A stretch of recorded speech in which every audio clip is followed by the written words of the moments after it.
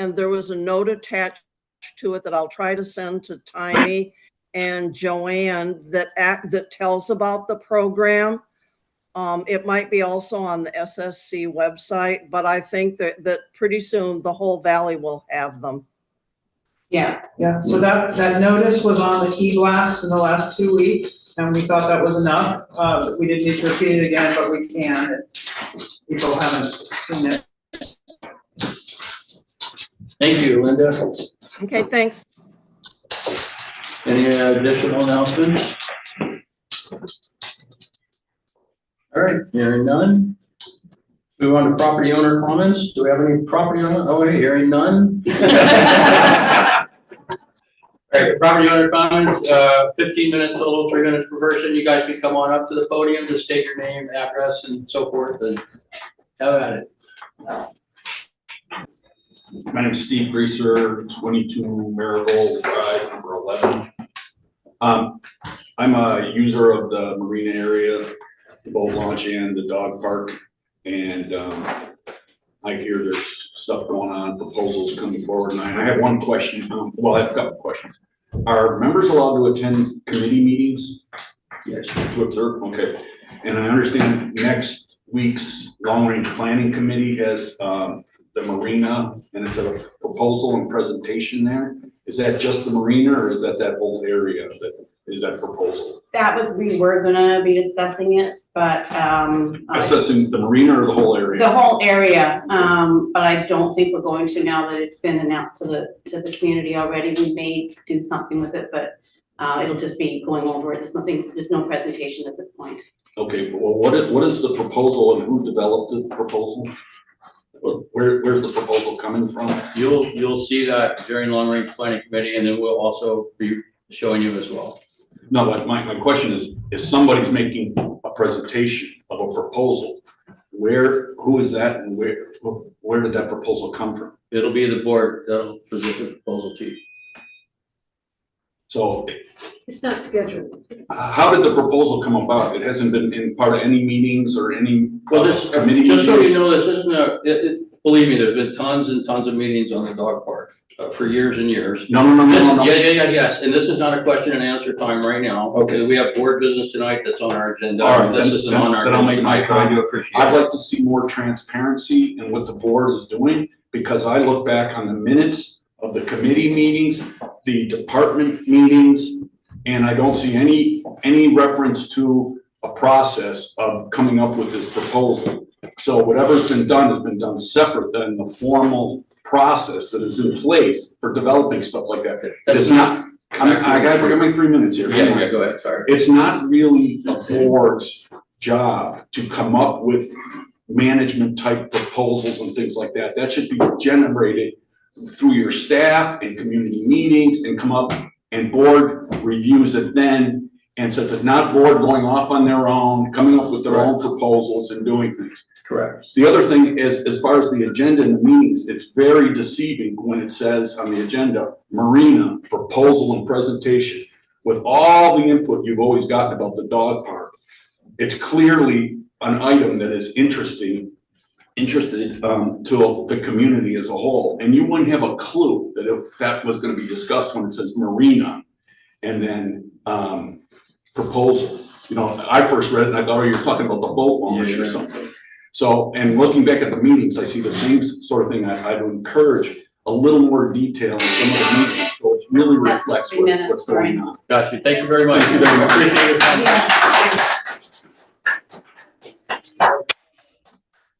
Yes, are you timing? That was 3 minutes. James Pinkerton, 51 North Point Drive. I'm also here to talk about the marina and the dog park. As I was looking at some of the project stuff that struck me is we need a cohesive strategy. Right now, these feel like a set of ideas and not a cohesive strategy. So I'd really like either the committee that's working on it to think about this from a who, what, and how. Like, who is asking for this? Every good project needs customers. What problems are we actually trying to solve? We need clear benefits. Every good project is well-defined and understood. And then finally, how much will this cost? So if that's already out there, my apologies, I've not seen it, but a lot of thoughts about the initial cost and and then ongoing maintenance. When I see things like badging, that adds a whole host of things I'm concerned about. So really, when we look at the dues and the limited amount of resources, I want to make sure we're getting the best bang for the buck. So my ask for this group and others is make sure you're getting community input, because I'm there 4 times a week. And right now the dog park is working. I'm concerned about restricting it, making more room for families. It feels like we have other opportunities for that. So if there's any way you can include us as the community of dog park fans, happy to get more involved. Okay, thank you very much for your time, appreciate it. Thank you. And it was James, correct? James? James, yes. Thank you. Anyone else? Hi, Barbara Michelson Harder, 172 Polo Park Drive. If everybody here wants to talk, I ask the board to please let everybody talk and not cut us off at 5 people, because 5 times 3 is 15, and you're saying it's only 15 minutes. So I would just ask if other people want to speak, that you give everybody a chance that came tonight to speak their 3 minutes. You're wasting time. You're wasting time on your 3 minutes, sorry. That's right. I didn't mean did. that yet. And I think other people are gonna say what I wanna say, and I think the way it has been laid out so far, maybe that's not the way it is, but you see it in the newspaper, there's nothing on this meeting, and then the next time you see it, it's on the Long Range Planning Committee for Marina Improvements Presentation and Discussion, and I have the same questions that Steve had. Who put the presentation together, and who's gonna be discussing it, and is there gonna be anybody there that really uses the dog park almost every day to be a part of that presentation and that discussion? If you're not gonna do that, then you are really eliminating community input. So we need to know that you are really being transparent, and I'm sorry, but the way it's coming down, it just doesn't look that way. So you may wanna rethink that. And the other, because one of the things, it's working, the dog park works. I understand people want to use it in the summer for those few times of the year that it is sunny and people do want to go out there. Some of the things that you said in the paper don't make any sense. I think if you got the community input, then you would realize that. I don't think any of you go out there, or do any of you have dogs? Do any of you go out to the dog park? I do. Okay. I don't have I have a dogs. dog and I don't go to the dog park. Okay. Because there's dogs running around everywhere and my dog doesn't like dogs running up on him. Ah, So mine's on leash always. Mine's always on leash. so I do have a study. That's a dog. Yeah, So so, it's, that's the parts where it says on leash, that's what I'm saying, and they're not on leash there. That's- Yeah, that's but I not a think- dog park. Right, that's what they're doing. and I think that that's what we need to address. We need to address making sure people have their dogs on leash in the parking lot. I think the things that always have been suggested is fencing off the playground. I don't think anybody objects to that. You know, making sure that that part is safe and secure for the kids and the people that are on the playground. Those are the things that I see talked about. So we need community input. So I don't know how you want to set that up. Maybe you want to set up a special meeting for everybody for the dog park to come and talk to you and tell you what they're looking for. I do have a study that I don't have my hands on, but I'll bring it next time. One of the reasons that everything happens so well at the dog park and the dogs don't get into fights is because it is a large area. And so dogs that want to play with dogs can play, dogs that want to be off by themselves can go off by themselves. And that's 3 minutes. Thank you. Thank you. Thank you. Okay. Can I go next? You can. Okay. Hi, everyone. Bye. My name is Tommy Fleck. I'm 195 Harbor View. I've got 3 lots up there and I've been here 28 years. Use a dog park consistently all the time. This one has been there thousands of times. And it's an important way for our community to be able to walk our dogs. It's not safe to walk our dogs along the streets. There's no sidewalks, there's no lighting for us. There is no way to get over well when cars are there. It's very important we have a place to be able to walk them. I'm a mental health counselor and I know how important animals are for people's well-being, especially in this society. They need to be able to use a place like that. Personally, I've been down there so many times that I've met 4 of my best friends in Sudden Valley down there. I believe it's a place where we socialize. We can also be strong and bond together. And that's one of the places where we meet. There are several trails in Sudden Valley that have now been stamped with signs, specifically the one in Gate 3 on Topper Court at the end of the road where there's a green gate. That now says dogs have to be on leash. That's not even Sudden Valley's property. That is Stimson's property. So I'm really tired of all the rules. I'm really sick of them. This is the 3rd time I've had to speak at one of these meetings because this comes up every, 3-4 years? And it's not talked about ahead of time because you don't want us here. You don't want our voice. So I would like some rights, and I hope that if we're on camera, some of you people start calling and complaining and stand up for us.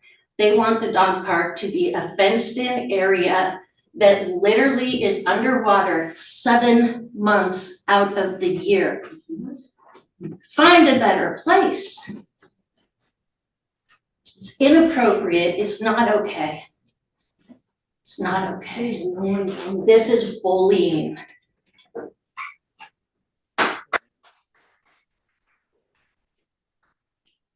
There's one person online. Anyone else want to go?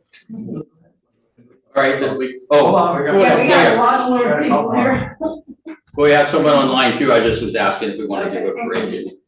Hello, Hi, okay, my name's Sharon Folio, Karen? Sharon, Sharon, thank you. and I'm at 5 Sunnyside Lane. And so, as everyone's mentioned, nobody really seems to know what the plan is, so I don't really even know what I'm addressing specifically as far as how you plan on addressing the things that were in the article. So it's clear that people who use the dog park really value it, and we don't want to be pushed out of it. I had not heard that we would be fenced into an area underwater 7 months out of the year. I didn't know anyone knew where a fence was going yet. So other issues addressed in the article were water quality, and fencing dogs into any certain area isn't going to change the water quality if people don't pick up their poop. So that is completely, irrelevant as a topic for a reason to fence us away from any certain area. Dogs go on the beach, they don't necessarily poop on the beach.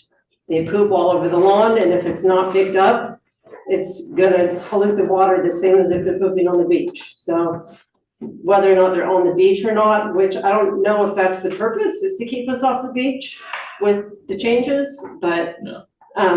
It's not really gonna change the water quality, which was brought up. Smooshing us into a small area will ruin whatever surface we're pushed onto. I've been to almost every other dog park I've ever been to. The surfaces are down to the dirt where dogs are smooshed into a small area. As far as the seasonal use, and the park being underwater, most of the areas, there's 8 or 9 months of the year when there is not families at the park. And they're not down there because of the dogs. They're down there because they're in school and they're busy and they're not taking their kids to the park. They're going to sports or whatever else they're doing with school. And it's winter and they just don't really no one goes down to the dog park unless they need to exercise their dogs. That's the only people down there. And whether you can walk your dog on the road or not isn't really the same as being able to let them run free at the dog park and visit with your friends. So if there's going to be changes, I think they should just be seasonal. I don't think that it should be year round, that we're forced into a small area when that isn't changing the water quality. If you want to change the water quality, you need to get people to pick up their poop. There's no signage down there about picking up poop to put any pressure on people. There's Um, signs literally all over down there that say that, but go ahead, it's okay. There's not really. And some of the signs down there, my husband put down there. That's 3 minutes. Thank you. Last of all, the playground area is unsafe. It's not meeting Washington state standards for playground areas. It's 3 There's minutes. supposed to be cedar chips and it is gravel. So that is putting all homeowners Sand. at liability. It's sand down there, but It's, no, on every park in Sudden Valley, it's gravel, and in the park there under the swing set, it's gravel. you're, Thank you. And Thank that you. Your is 3 minutes actually is up. breaking the law. thank you.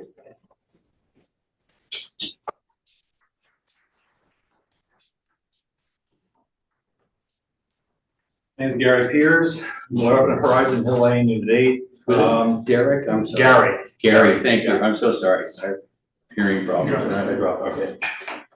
Yeah, I just wanna just kind of reiterate what everyone else here has been saying. Most of us, we're down there 365 days a year. And particularly all winter long, the only people that are down there are the people that are using it for their dogs. It's not being used to hang out and go sun, go swim. It's for the people with the dogs. And the dog park right now, and for all the years I've been here, it's a mess. There's holes, there's people are gonna trip and fall, the dogs, I see the dogs fall in the holes.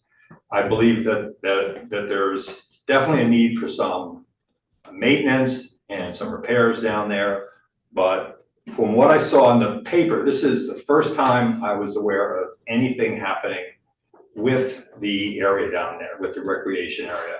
And so what I'm asking is you have some transparency and you provide some input from all, particularly the people that use it 365 days a year for the dogs. And that you either form a committee with all the group that's here or everyone else and make this a very transparent process for all of us. Thank you. Thank you, Gary. Thank you. Hi, my name's Neil Miller. I live at 18 Windward. I just moved up here and I get down to the dog park all the time. So that's just what I wanted to speak about for a couple minutes. We have a little Dachshund and we like to throw the frisbee. So I would like to just have an area that's large enough if you do want to collapse the size that the dogs can run and hopefully not fall into holes on the ground. So just that. And also I would like to know about if there is a key card entry or some such. I would like to know if maybe some of the rule breaking is from people that come from out of the area that don't live in Sudden Valley possibly. I don't have any qualms about that per se. Just as like other people said, a little transparency on the next meetings or so would be really nice to be let aware of and pre-meeting happenings. Thanks. Thank you for your time, appreciate it.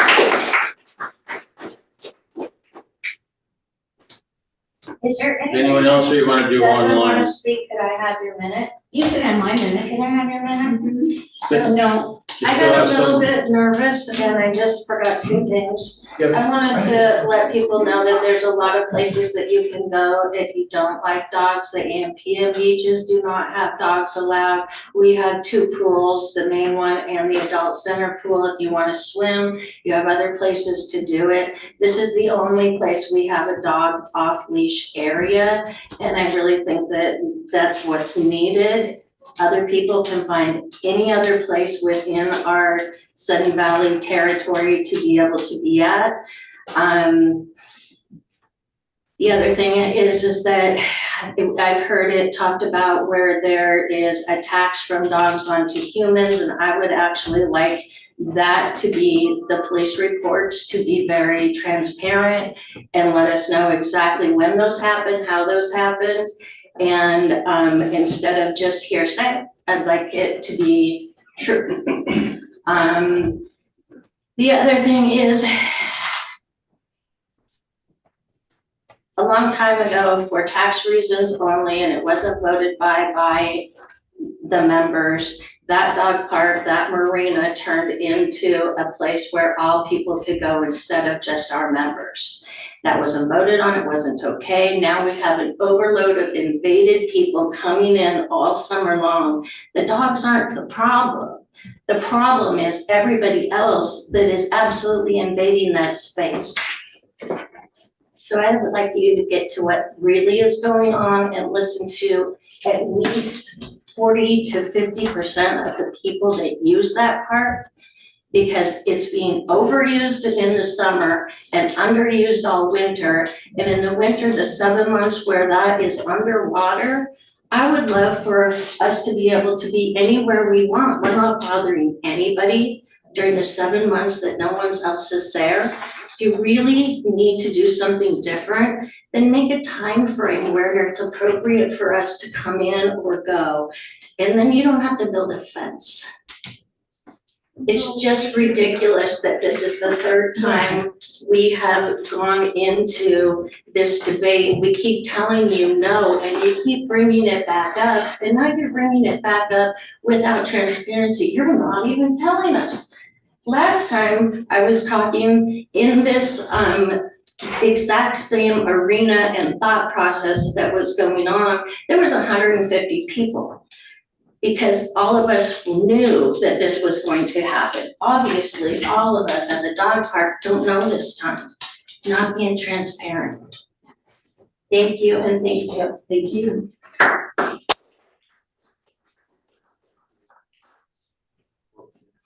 We do our online person now, is that all right?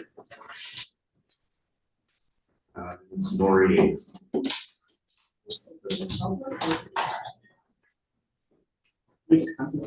It's Noreen.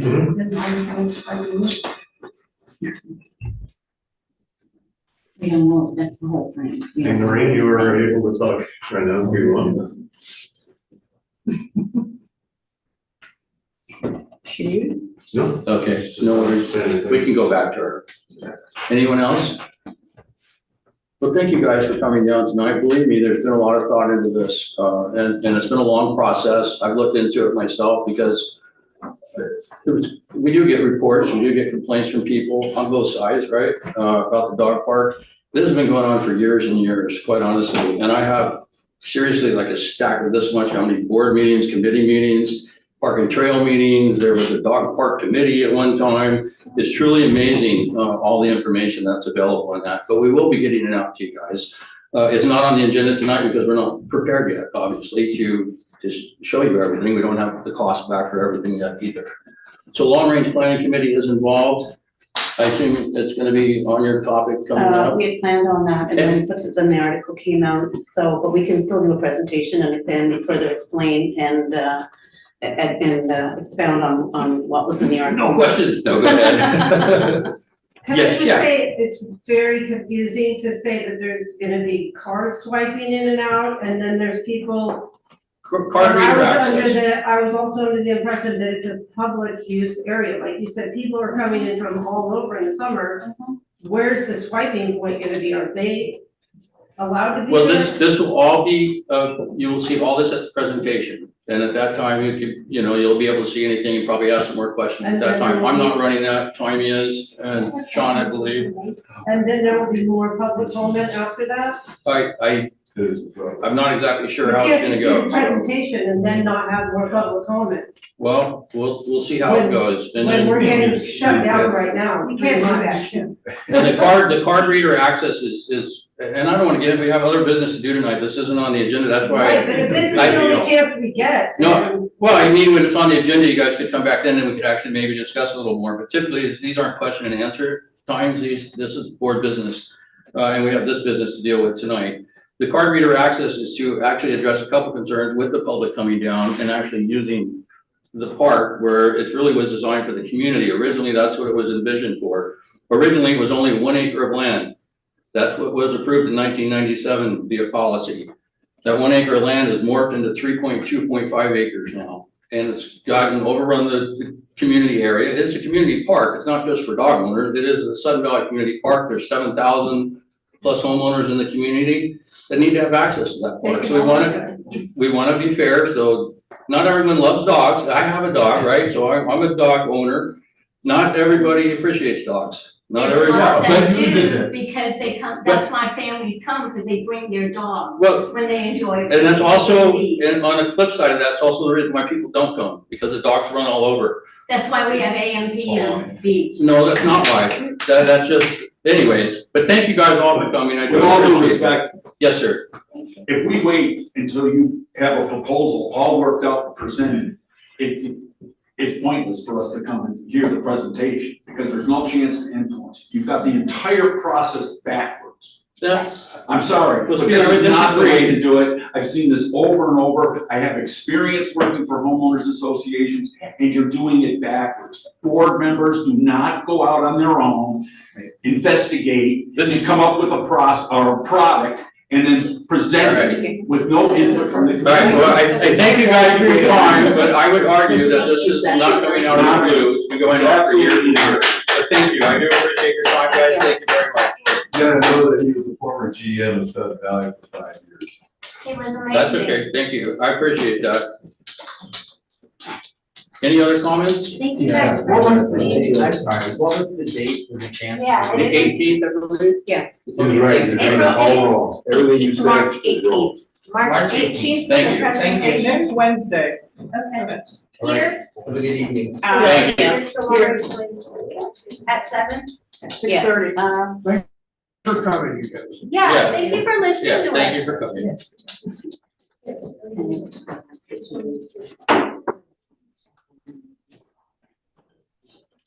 Thank you so much. Oh, yeah, sure, did you ever get a hold of Noreen, Spencer? No. Okay, all right, no worries. If she wants to make a comment, raise her hand again, and I can give you access. Oh, she left, okay. No, she's still, oh, she raised her hand again, can Yeah, yeah, go ahead, yeah. I? Okay, Noreen, can you hear us? For some reason, I don't know whether you can hear me. Loud. So now it appears to be working. I just wanted to point out, we're saying that potentially we don't have enough access for people who want to use the waterfront.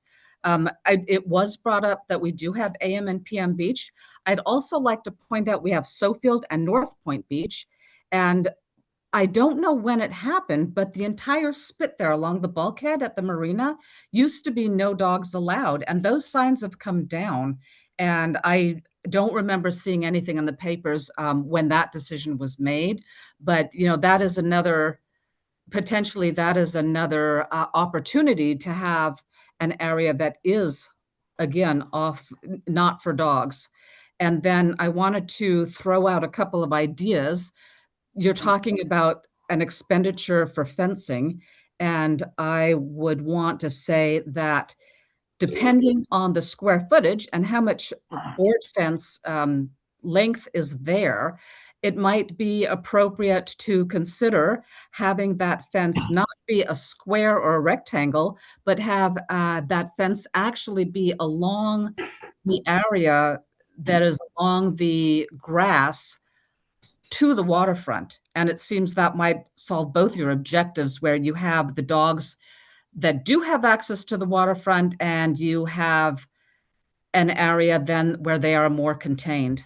Those were the comments I wanted to make. Thank you very much, I appreciate that.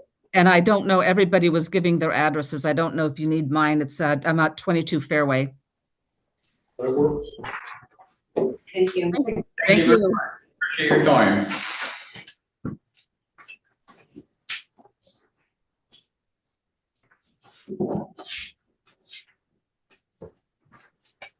Okay, we ready to move on? All right, moving on to item number 4 is consent agenda for the approval of the meeting minutes for the February 2026 meeting. Do you have any comments or corrections? I have corrections. Go ahead, Linda. Okay, I have 4 of them. If you go to item number 1, it's the president called for motion to adopt the agenda, and the motion says move to amend the agenda.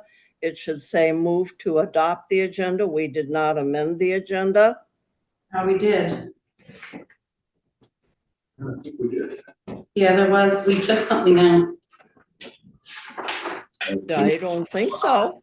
We took Yeah, we up the took legal executive out, session. yeah. We took legal, I think we might have taken legal out. But it doesn't say, then if we did amend it, then it should say what that amendment was, and it doesn't say. It should have said that, you're right. Okay, so then I have Number 6, and I guess I don't know where to put this other than where we had no reports, and Keith, you spoke up about the vacancy that the board had with Joe leaving, and you asked me to make comments, and I made spelled out the details of which is required of the board to basically announce the vacancy and when it's going to be opened, how long it's going to last, that it's going to be, how it's going to be presented so people know there's an opening and stuff. None of that was in the report. No motion. And last, There wasn't a motion. There was not a motion on there that. was not a motion, it was just, Announcement. Yeah, that's what it was, an announcement. it was just discussing what the process is for announcing a vacancy by the board. The last thing I have is there was absolutely nothing about the executive session that we went into it, that we voted to go into executive session, that we voted to come out of executive session, that there was no action taken. And the meeting adjournment says 8:07. That's when we went into closed session, executive session. So those are the 4 things. We didn't have closed session that time. We took it out. No, we did. I can't even say what we talked about, but there definitely was a closed session.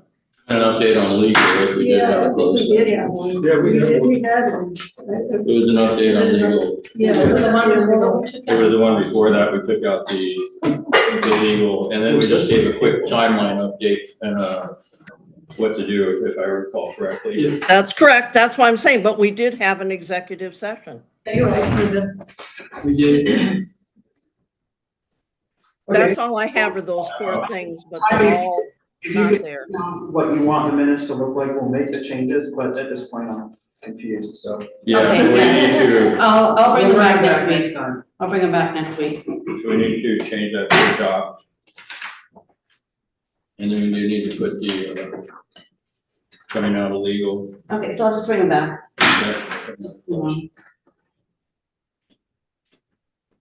All right, very good. So the motion is, we will bring back our minutes after they are corrected, actually. I don't really need to make a motion, we'll just do that. We'll just do that, yeah. All right, so moving on next, we're gonna move on to, we're gonna bring back the meeting minutes to our next meeting, so we'll look at those again.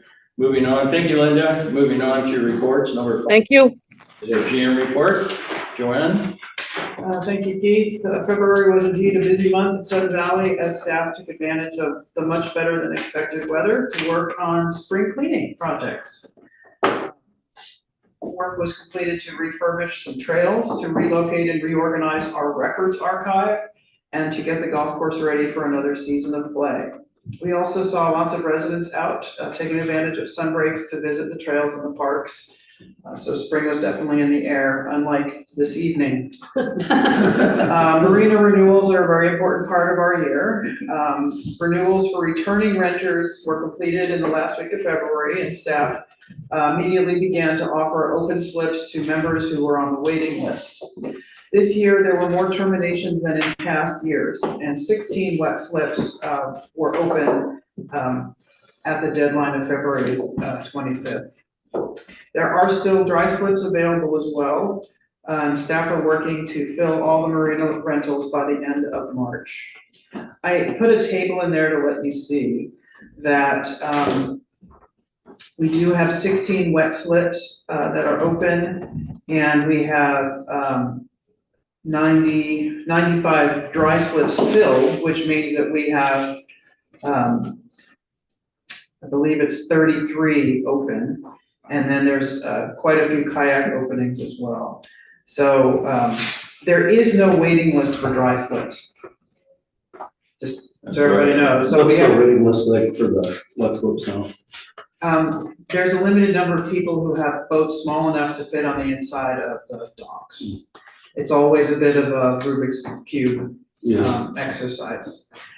So we're working through it. And of course, we'll continue to fill the kayak and canoe storage racks throughout the season.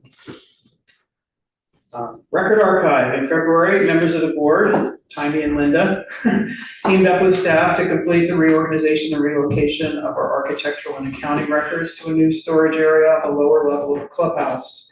The move was long overdue. Previously, records had been stored in 2 freight containers that had been moved into the ice barn in 2022. Prior to that, they were outside in Area Z for a brief period, and then before that, they were inside the sprung structure, which at that point was raining inside the sprung structure, so it was not good.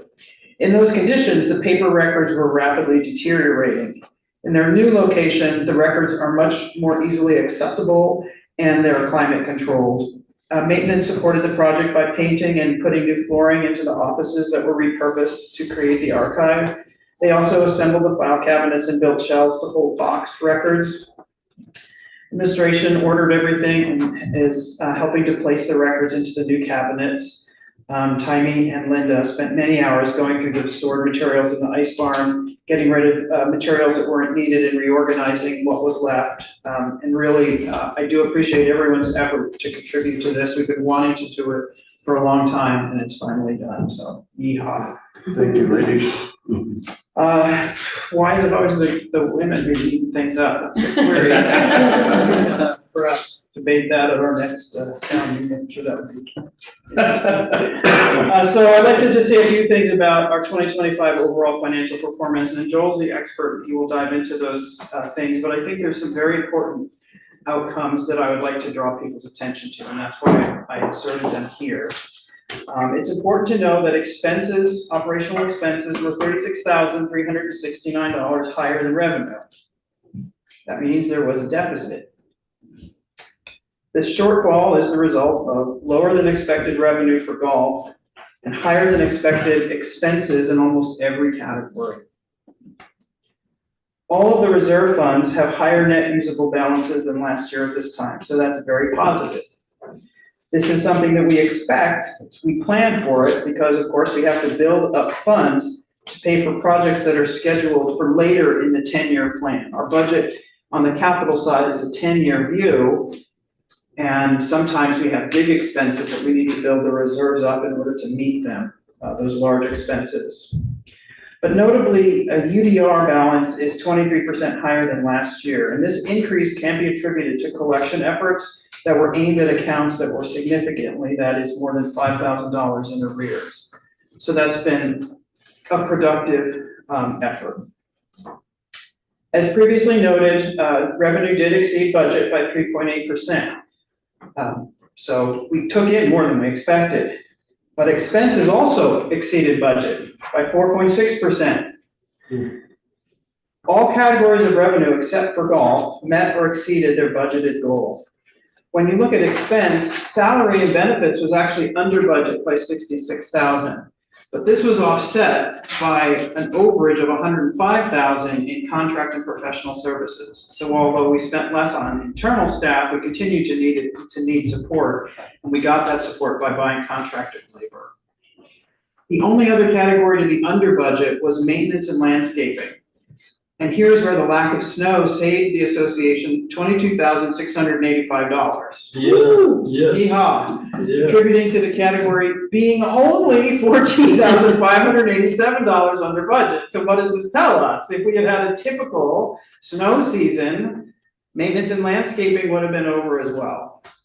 The line items, of course, with the highest overage to budget are no surprise to anybody. Joel tells us they're over every single month: legal expenses and hazard tree removals. But the very positive thing to note is that in 2026, the budget was significantly increased for both of those categories. So this year, we should be if we work to our budget and keep to it, the potential for a deficit is much lower. Last but not least, I'd like to highlight two things that aren't immediately obvious in the report, in the budget, in the financial statements that we see. And that's because we always compare our financial performance to budget. How are we, doing compared to what we said we would do? But there are two categories of expense that are really not under our control, and that is the cost of utilities which was $4,734 over budget. So that doesn't seem so bad, but I'd like to point out that it increased by 12% over last year. So even though we had increased our budget, anticipating an increase in the cost of utilities, which it seems like every year that happens, right? We still didn't increase it enough to meet how rapidly the price is increasing. The other thing that went up is insurance premiums. Those were $9,056 over budget, but insurance premiums were 15% higher than last year. Now think about that in an environment where we are limited to a 7% dues increase. What that means over time is more and more of our money is going to those non-personnel items, and we're continuously having to take away from the maintenance of our facility and investing in people to support the association so that we can pay for things like water and natural gas and electricity. So I don't see anything that we can do about those. We are undertaking a project to replace all of our lighting fixtures with LEDs. And PSE anticipates that could save us as much as $10,000 in electric costs over the year, which isn't anything to sneeze at. But water is water. We're lucky we don't have to pay for it for the golf course. Anyway, that's enough, and Joel, of course, will tell you everything else you need to know about the finances. Our capital project status reflects the fact that the board has approved capital funding for several additional projects, all of which are in progress. The turf care tractor replacement has been completed, and I'm happy to say that the turf care building remodel is also complete, and staff is moved back in and very happy with their new facility. Everything else is in progress. For the clubhouse, the contract was awarded and work is expected to begin in March. The golf bridge repairs began on the 4th, and they should be completed, fingers crossed, as of tomorrow. The marina tennis court refurbishment is in the design and permitting phase. We'll have to bring that back to the board for funding before it's put out to bid. The equipment for turf care has been ordered, but will take weeks to come in. And we're working on getting permits for the road repairs. And of course, we can't really do anything until after June 1st. Thank you. Thank you very much, John.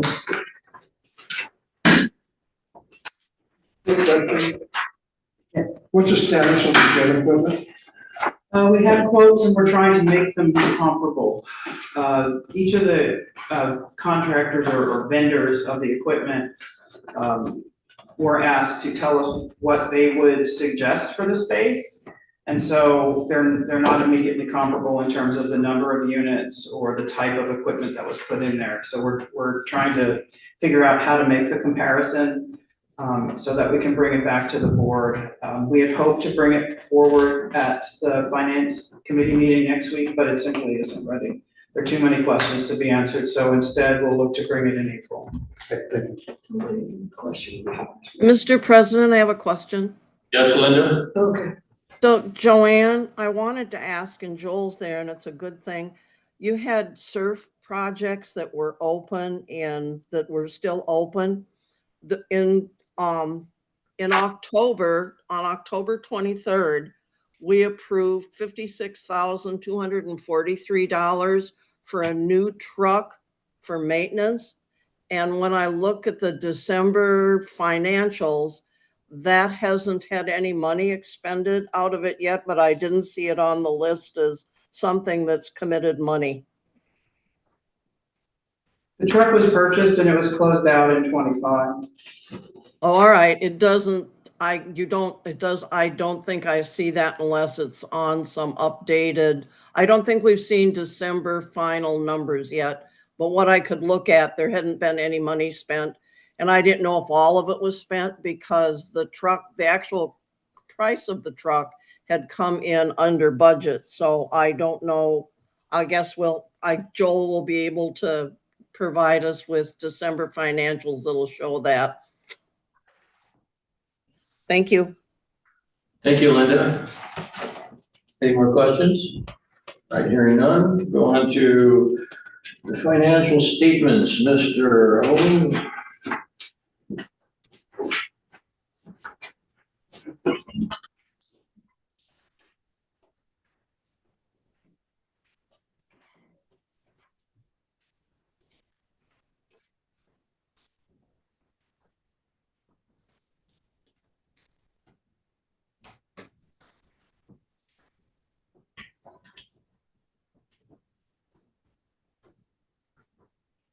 Okay, so I'm going to be going over the December financial statements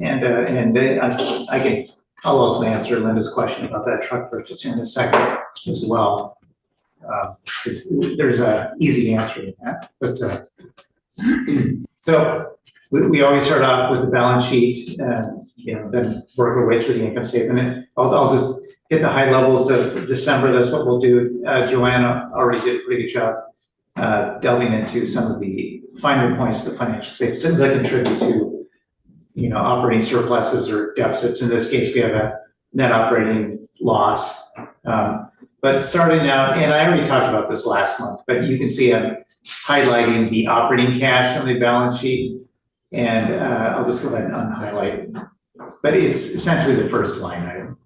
So you can see that at the end of December 31, 2024 is around 580,000, just using rounded terms. It's around 494,000 at the end of 2025. Obviously this year we have a net operating loss. So that's already going to naturally drag down cash, just the fact that we have more expenses than revenues. Now, for example, where this kind of became a little more of a stark difference would be at December 2024 last year, we had, before changes were made, in April, actually it was April of 2024, when the board approved to basically, what I'm talking about is that November bomb cyclone event that occurred in November of 2024, and it really affected November, December in terms of expenses for tree removal and cleanup. And the board created a couple of capital projects back then at that time, roads and surf both. Just long story short, in November and December, those expenses were going to those project codes, those capital project codes. But at the end of December of 2024, we had a $306,000 operating surplus. So then the decision was made at that time, since we had that surplus, and that surplus, obviously that 306,000 is what's really giving us a good $857,000 operating cash at the end of 2024. But when we made the decision to go ahead and move those expenses from tree cleanup expenses from capital back to operations, then the expense was reclassified out of roads and surf back into operating hazardous tree expense. So meaning then operating then reimburse roads and surf that equivalent cash to move those expenses around. So at that point, that's basically why there's a decrease of $857,000 at the end of December 31, 2024. Then when those adjustments were made, and it basically dropped cash to around $579,484, which is exactly this amount that you see on the balance sheet. So long story short, when we have things that are expensive, like trees, the trees is a big one. That's the sort of stuff that's going to drag down our operating cash. And unfortunately, there's really nothing we can do about trees. But the good thing is for 2026, we did budget, so the budget has been increased to $250,000 line item for hazardous trees. I'll just go ahead and we're going to go to the next page.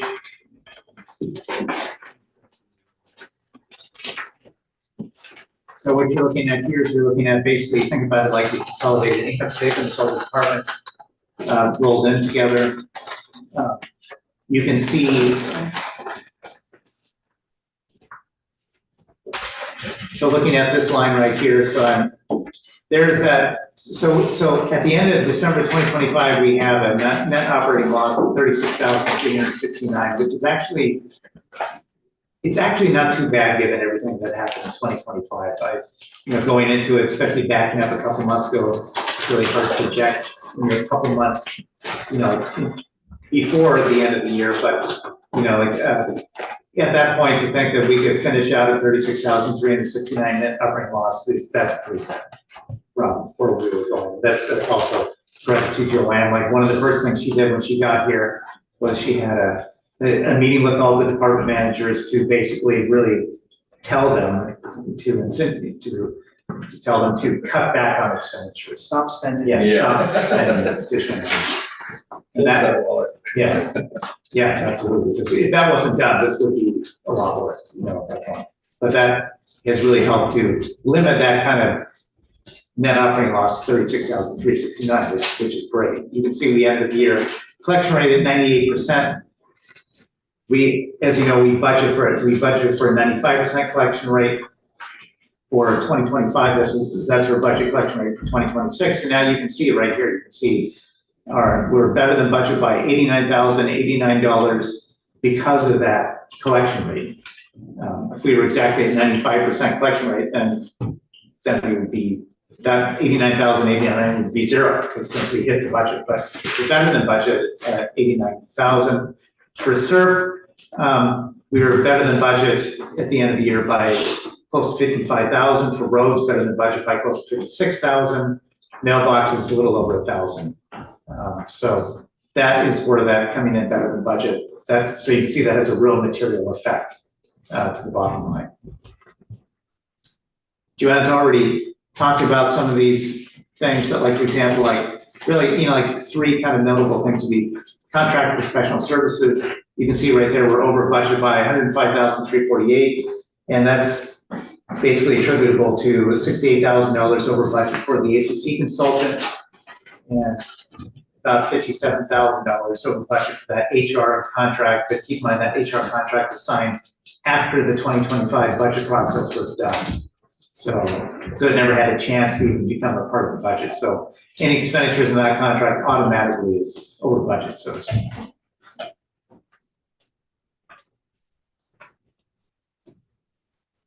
This CCR mandates, you can see this over by close to 101,000, and that's legal. And the common cost department legal is 112,000 over budget. Hazardous trees, which is in the regulatory compliance category, that's the last thing really worth mentioning about in terms of expenses. 65,000 over budget. Hazardous trees was over budget for operations by about 57,000. And keep in mind, obviously, you recall that we had a UDR request where we had $100,000 spent for hazardous tree removal out of UDR. So if we did not do that, then the operation part of this, you'd see it $165,000 over budget.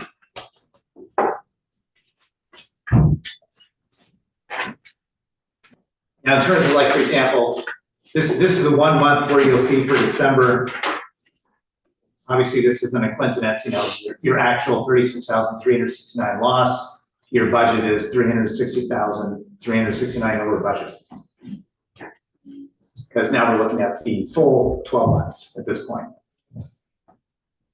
Like I said, at the end of December 2024, we were real close to 306,000 over budget. A lot of that was really attributable as well to building fees being increased. Actually, it was Joanne's idea as well to increase those building fees. And those building fees, quite frankly, that really helped bail us out of those hazardous tree expenses for that November bomb cyclone event.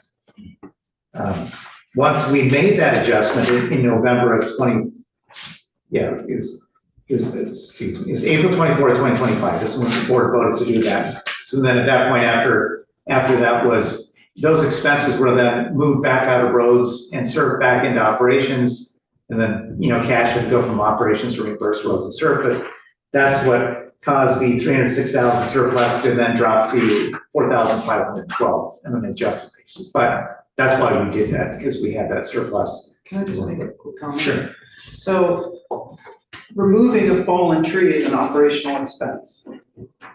But the expenses that we incurred as a result of the bomb cyclone in 2024 were so significant, we did not have enough cash to pay for it. So we appropriately took funds from capital to do that. However, when we regrouped and saw how the year totally came out, we then understood that we had enough of a surplus in operations so that that money could be taken out of cash in operations and pushed back into our reserves where it belonged. So from an accounting place, it's very complicated, but from a reality we all manage our household budgets place, it's very clear. You have a savings account for a reason. In an emergency, you draw on it. And then as you can, you return those funds. And that's exactly what Sudden Valley did to first respond appropriately to the tree event, and then to take care of reserves as appropriate. Does that make sense to everybody? Yep. Yeah, right. Yeah, not out of line, but I think praise is, to go to both of you who made that happen. We handled the cyclone well. The whole community responded on how well it was done to rock and roll. It was amazing.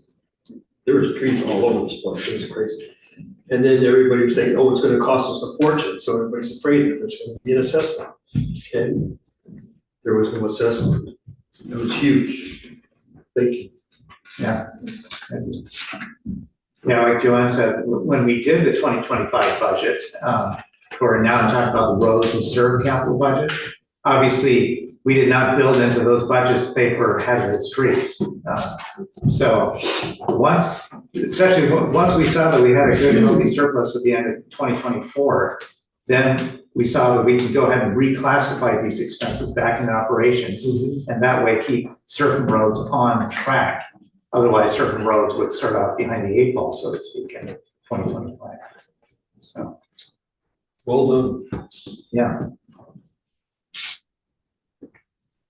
I'm just going to cover a couple more pages since we've already covered quite a bit of this already. But we're looking at the reserve cash balance sheet. You can see right here, and I'll just run through this real quick. Obviously, we start out in this case with the 12/31/2024 cash balance from the balance sheet for SERV. Then we have dues that come in, interest income, some small sales of assets, like golf type equipment. I believe it's a lawnmower. And then we have the 2025 expenditures. So this is basically all the checks that we cut that went out the door, including capital purchases, SERF loan repayment, payments that have been approved to come out of SERF. So that's all a part of that amount. And then now it's easy to see because we don't, this is more of a projection in this category. Our projection is 0 months since we're at the end of the year. So the only thing showing up here is the obligated expenses of $1,023,000. And then looking at the open capital project report right here for SERF, you can see there's the $1,023,000. And this open capital project report, I'll just mention again, because it is a really handy report because it shows you all the projects that are open. And now a lot of these do have red dots because they're marked to be closed. Time's up. But you can see this, I believe, Linda, you were talking about this maintenance truck, this one? Yes, sir. And so this one right here is approved in October of 2025. There is a budget, $56,243. So that's the board approved budget. That was what they spent on it, $35,163, which means that one's better than budget by $21,000. Because I believe that's all there is to it, right, for that truck. Yeah, I still see that it's open though. Oh yeah, this one we'll mark this closed when we close out all the fixed assets in preparation for the audit coming up. Joel, do you think you could post the I don't think you've posted unless you did, and it's now, you discussed it at the last finance meeting.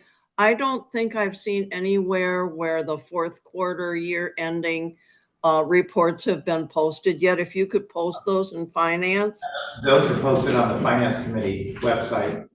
Okay, I'll go look. Yeah, so you'll see the full blown December financial report on the finance committee website. Okay, thank you. Yeah. Since I'm on this board, I'll just go to roads real quick.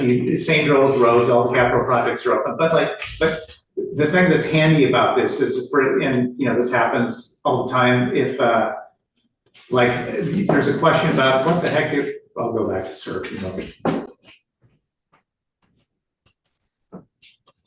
Like if it was, what is this maintenance truck replacement and how much, what were they replacing or whatever exactly?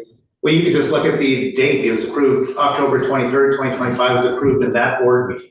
So you could go back on the website to that October 23rd's agenda and you could find that exact capital request model with all the information in it. And sometimes I'll do that, like when I look at minutes, because like when this report gets prepared You know, and I'm trying to determine what was the actual board approved amount. If I thought it could have changed, then I'll compare the minutes with what the capital memo says and whatever. But this second page is roads, exact same thing. Last page on this is the UDR project. So you can see here's the 2024 hazardous tree removal. We used all 100,000 of this and we have none obligated. So there's very little still hanging out on this report. Just a little from Firewise, some from this 2024 GM search. I mean, like if the board decided to just shut those down, then we would just deobligate it. And this area Z mitigation, that's been hanging out since 2016. But all of those, like for example, there's that 981,410 obligated amount for roads, that came right from that roads report. 13,785 obligated for UDR, that came from that UDR page. And it's, so basically for SURF, you know, once you subtract away the obligated amount, then you have net usable cash of 2.7 million.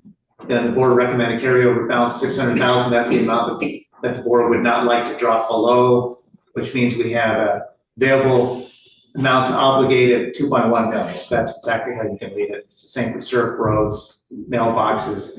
Board density reduction, you can see that's where the money went into from the sale of the 2 lots, 1 lot in October, sale, 1 in November. You can see that's the net proceeds, the net cash that we took in, and it's the Sun Valley policy that money from lot sales is deposited for density reduction, so that's why it's in this fund. But bottom line for this, SURF is at 2.1 million net usable amount at the end of the year. At the end of 2024, it was 1.72 million, so we're up, you know, from 2025. Roads was 1.5 million at the end of 2024, is 1.46 million, so we're up a little. Obviously, we know for a fact we'll be up on board density reduction because of the slot sales. It was 87,000 last year. Mailbox, obviously, this is 179, it was 152,000 year before. Emergency ops really won't change at all except for interest income coming into this. UDR, it's at 301,000. Last year it was at 275,000. And that's right, UDR, like I said, and I'll just repeat it real fast. How money gets into this UDR is from now that we're in 2026, someone is paying their dues that were owed in 2025, like December dues, November, October dues, whatever. The operating portion of 2025 dues or before it's deposited into UDR. The SURF and roads and mailbox portions of dues always go into the SURF roads mailboxes funds, but so this is just the operating portion of prior year dues or before. And like, for example, like collections proceedings, like when people have passed through accounts, like Joanne mentioned, when they make payments to that, then it's deposited into UDR. Obviously, it's the operating portion of it that gets in there. When they make payment, when they zero out their account from, let's just say they owe 5 years worth of dues, then 5 years past operating dues from 2025 and earlier goes into UDR. And the SURF portion, roads portions go into those respective accounts as well. Now, the last thing that we'll hit on real fast, Joanne already kind of talked about this. We're looking at the income statement. This breaks it down by department. So you can see what department contributed to that $36,369 net operating loss. We'll hit on golf because we always talk about golf. So we're looking at the year to date. The prior page is just for the month, if you wanted to look at that. But so you can see right here, the golf has $1.412 million in revenue. At the end of December 2024 is $1,424,000. So the revenue, like, and it shows right on the income statement, is down by, well, the income statement shows it to budget. So I'm talking about year over year from December 2025 year to date to December 2024 year to date. They were down 12,432 year over year. The expenditures on golf, which is this actual salary benefits, 863,000, and All other expenses, approximately 462,000. So those two come out to 1.32 million. The year before that, they had 1.26 million in expenses. Obviously, we expect the expenses to go up. So their expenses is up 60,109 year over year from December 2024. Revenues are down 12,432. And then that's basically those two main elements. This is what's giving you a net income of 87,297 for golf. Last year, at the end of December 2024, was 159,838. So that's a decrease year over year of 72,541. And like I said, we already talked about what makes up that decrease of 72,541 is increase of expenditures at 60,109, decrease of revenues 12,432 year over year. Marina, I guess we can talk about this real quick. There's not a huge difference on Marina. You can see 2024, they took in $244,443. End of December 2024, year to date is $248,110. So they were about 3,667 less, real close anyways from the previous year. But net income for Marina, 224,296. Last year was 233,726. So they're within about $9,400 less than December 2024. But I would say overall, those are the main points of the 2025 financial statements. Any questions? I have a question. Okay, hold on, go Ray. When I look at the swimming pool, the amount of revenue versus the actual cost, it's pretty major in the negative. Oh, yeah. Like, it never probably has ever paid for itself in 1 year? No. No, not even close. So this is pretty standard. Yes, oh yes, that's expected for the pool. It's kind of a luxury item. It is, yeah, it's, yeah, you can just think about it as an amenity. You know, it's one of the amenities of $7. So that one is definitely not we're not gonna defray dues, you know, with these swimming pool. That's, Yeah, it's costly. yeah, it is. Linda? I just wanted to make a couple of comments that I think we always should point out, that between golf and Marina for the full year, they both netted $311,593 that did not have to be paid by any of the owners. That was that they supplemented our income. You know, yeah, we had a bad outcome, but they supplemented it. The other question I have for Joel is, I remember last year and into this year, we had that huge increase from insurance. And I'm wondering if the one that we've gotten now moving forward, if that's within the things you figured out and percentages you figured out for the 2026 budget. Yeah, the increase in the insurance renewals in 2025 in June, that was definitely one of the elements of the projected increase or budget increase for insurance. So it swept in all of those increased costs and bumped it up. It was at least 10% on top of that.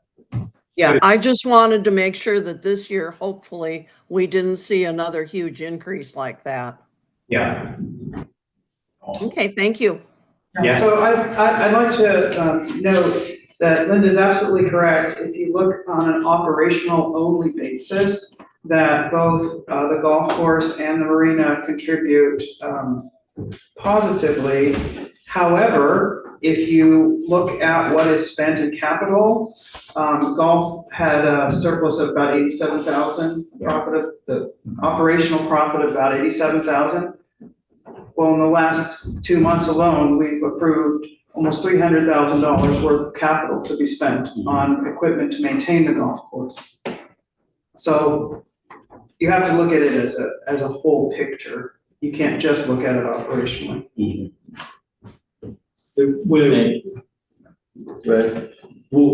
This expense that we're doing this year, I mean, those are machines and equipment that's gonna go for like seven years or so. So it'll work out. Yes, unfortunately, though, every year there are assets that are replaced in golf. So in no single year does it ever contribute positively to our income. It is absolutely a drain on Newton overall. Yeah, so is it pool. And absolutely rec and the pool is, and the marina. Absolutely. The marina? Yes, of course. Pool was almost 500,000, wasn't it?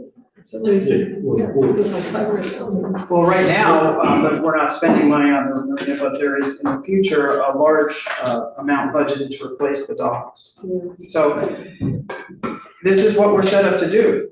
We collect dues and other revenues, and then we maintain the assets of the association. But it's none of the amenities that we manage is profitable from a business perspective. From an operational perspective, they contribute positively to operational budgets. But when you take out what you spend on the capital elements to support those amenities, they don't make money.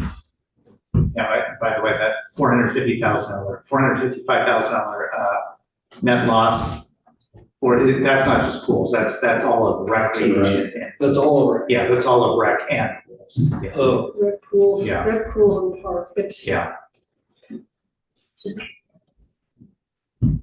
Yes. I just want to make a quick comment, but our amenities that we have, as they were originally set up, were not set there to be profit centers. Yeah. They are our amenities, and an amenity just by definition is something, that's there for us to use, not there for us to make, we're not in the business to make money. They're amenities for our property owners, and our dues are there to support amenities. Right.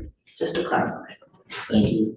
Tom? Yeah, I hear what you're saying, but at the same time, our dues aren't going up fast enough to cover the cost as these Correct. expenses continue to climb. Correct. And And our we're hands seem to be tied.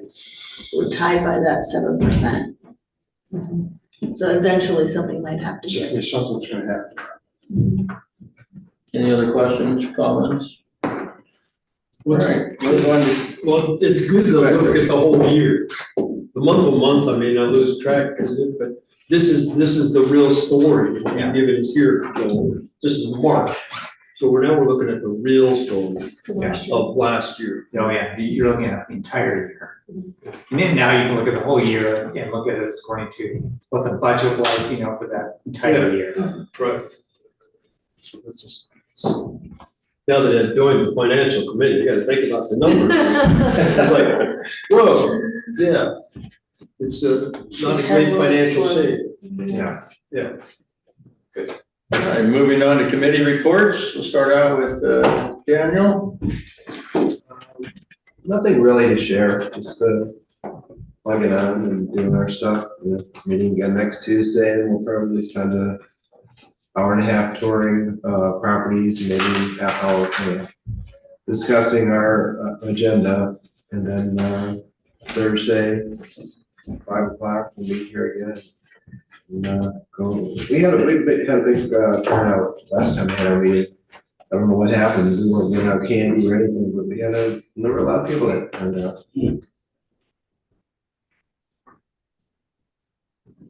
Still kind of slow, or it sounds like it's picking up a little bit? It's picking up very slowly, I expected more by now. There's not a lot yet. Oh, good. Be careful, yeah, that's good.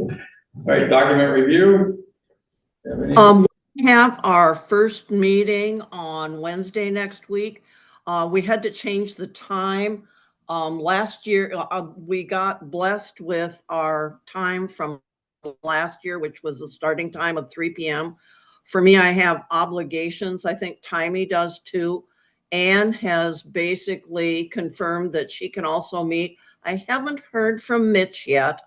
We had Lish Jamtas resign from the committee, but I think given the information I've gotten from Joanne and that I will share with the committee, I think 4 of us are going to be able to handle the things that we're going to have to deal with as it applies to Wakiowa and things that we're probably going to be preparing and getting ready for the November AGM. Thank you, Linda. Finance, Yeah, it's sort of just the standard capital requested from us last week. We had 6 of them, and that were recommended for the board to consider, and all 6 of them were considered and passed by the board. That's pretty much what we did last week, and we'll look at some more next week. nice to meet you, Gene. Long-range planning, We haven't had a meeting since, January, but I do have a name to put forward, if I could do that now. That will make our committee completely full. We can't take any more, people. I have Michael DeVolio has put his name in, and he is vetted. So I'd like to put him forward as our last member of our committee. we'll go with her. Is all in favor of Michael DeVolio being appointed to the Long Range Planning Committee? That's you. Aye. Does he have any dog experience? I don't know. He's my neighbor, he doesn't have dogs right now, so. Oh, I hear you, bro. All right, nominations and elections committee, Linda? Oh, all sorts of stuff. So we had our meeting on Monday and it was a long meeting. I submitted to the board, and I don't expect I'm going to get an answer back tonight, but I might. There was a motion and a request that the committee had to the board, an attorney if necessary, to completely, how do I say it?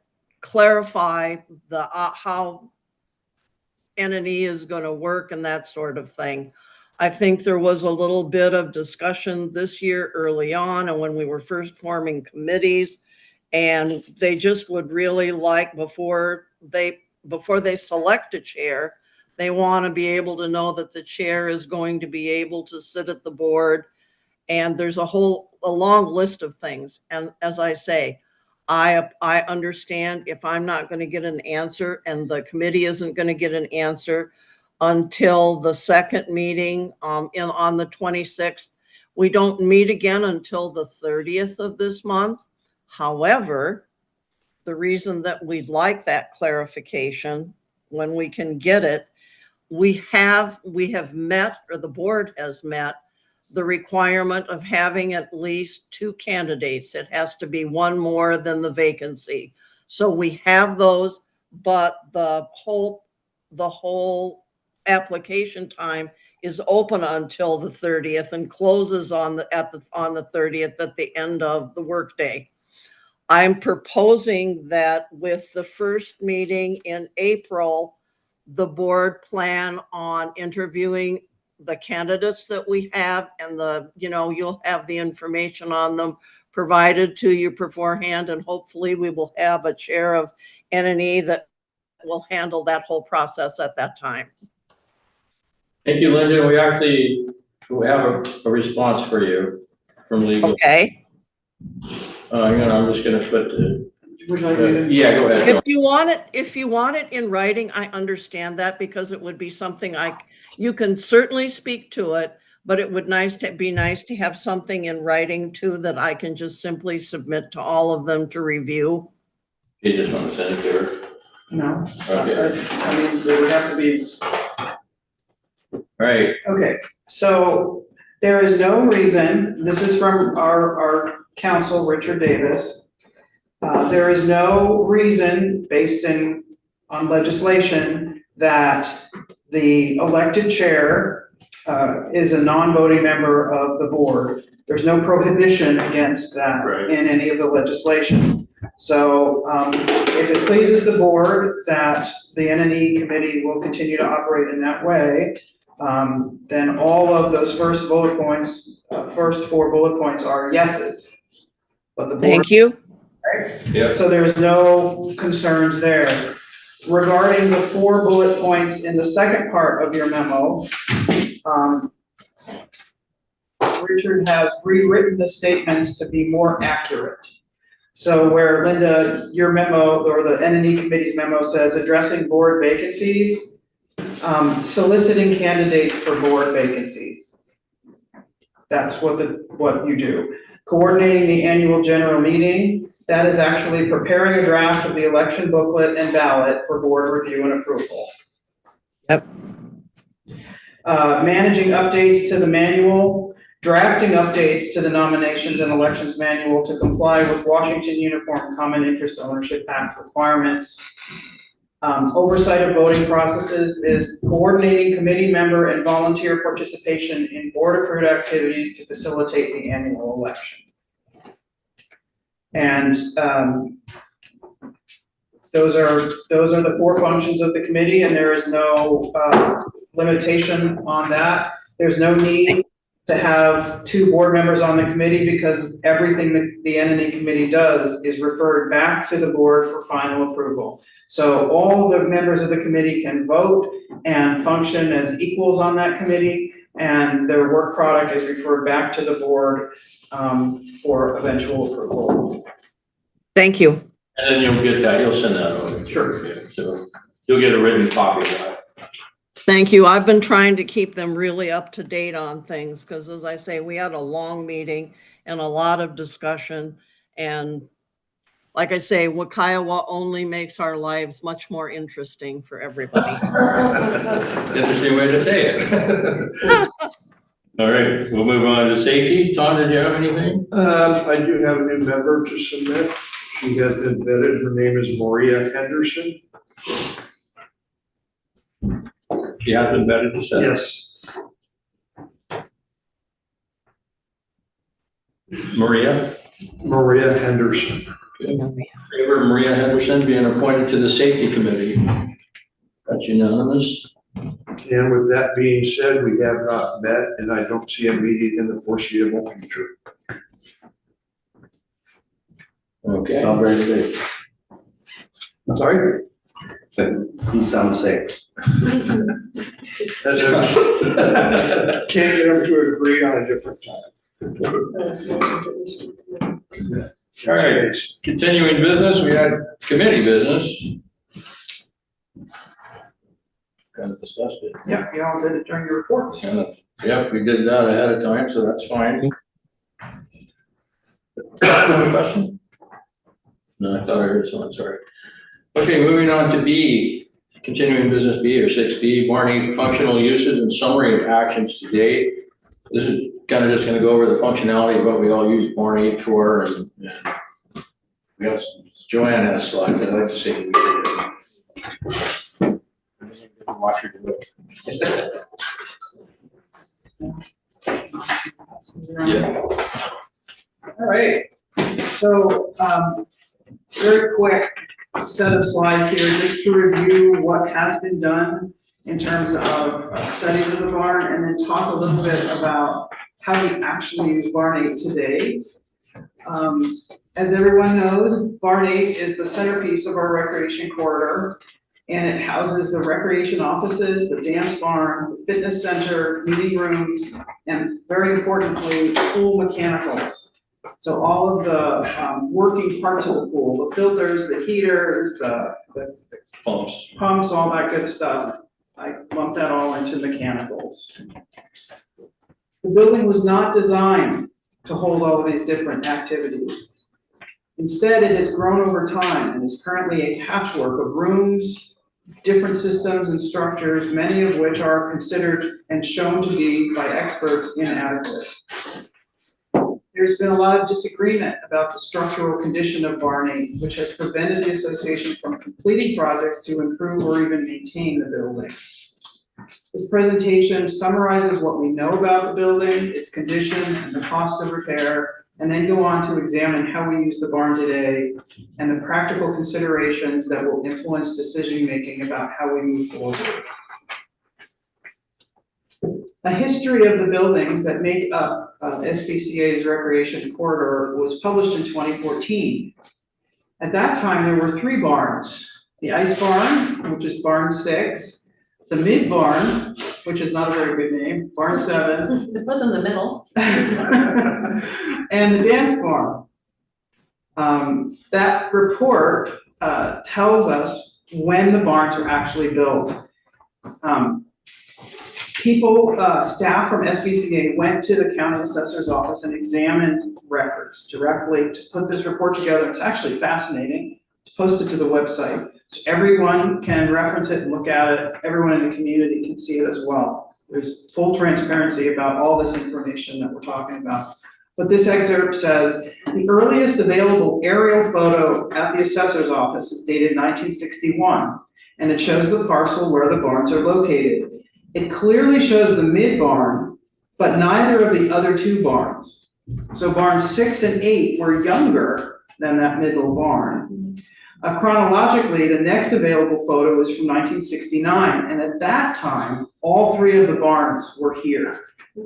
Okay, so the barns are a little younger than me,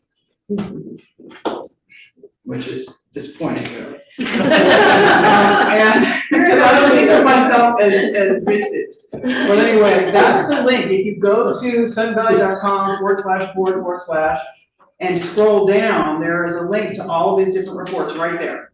Okay, so that's where people can go. Joanne? Yes, sir. Were these barns built by the original ranch owner? Yes. And that's what we have here, original use. The property now owned by Sun Valley was originally a working ranch, and the barns were built as agricultural storage and animal housing. Barns 6 and 7 were built as traditional pole barns, with long vertical poles that were sunk into the ground to hold up the structure. This construction method contributed to the decay of barn 7, which was torn down in 2013 or 14. It's unclear to me exactly when it happened. Many of the poles in barn 6 have rotted, making it necessary to tear it down also.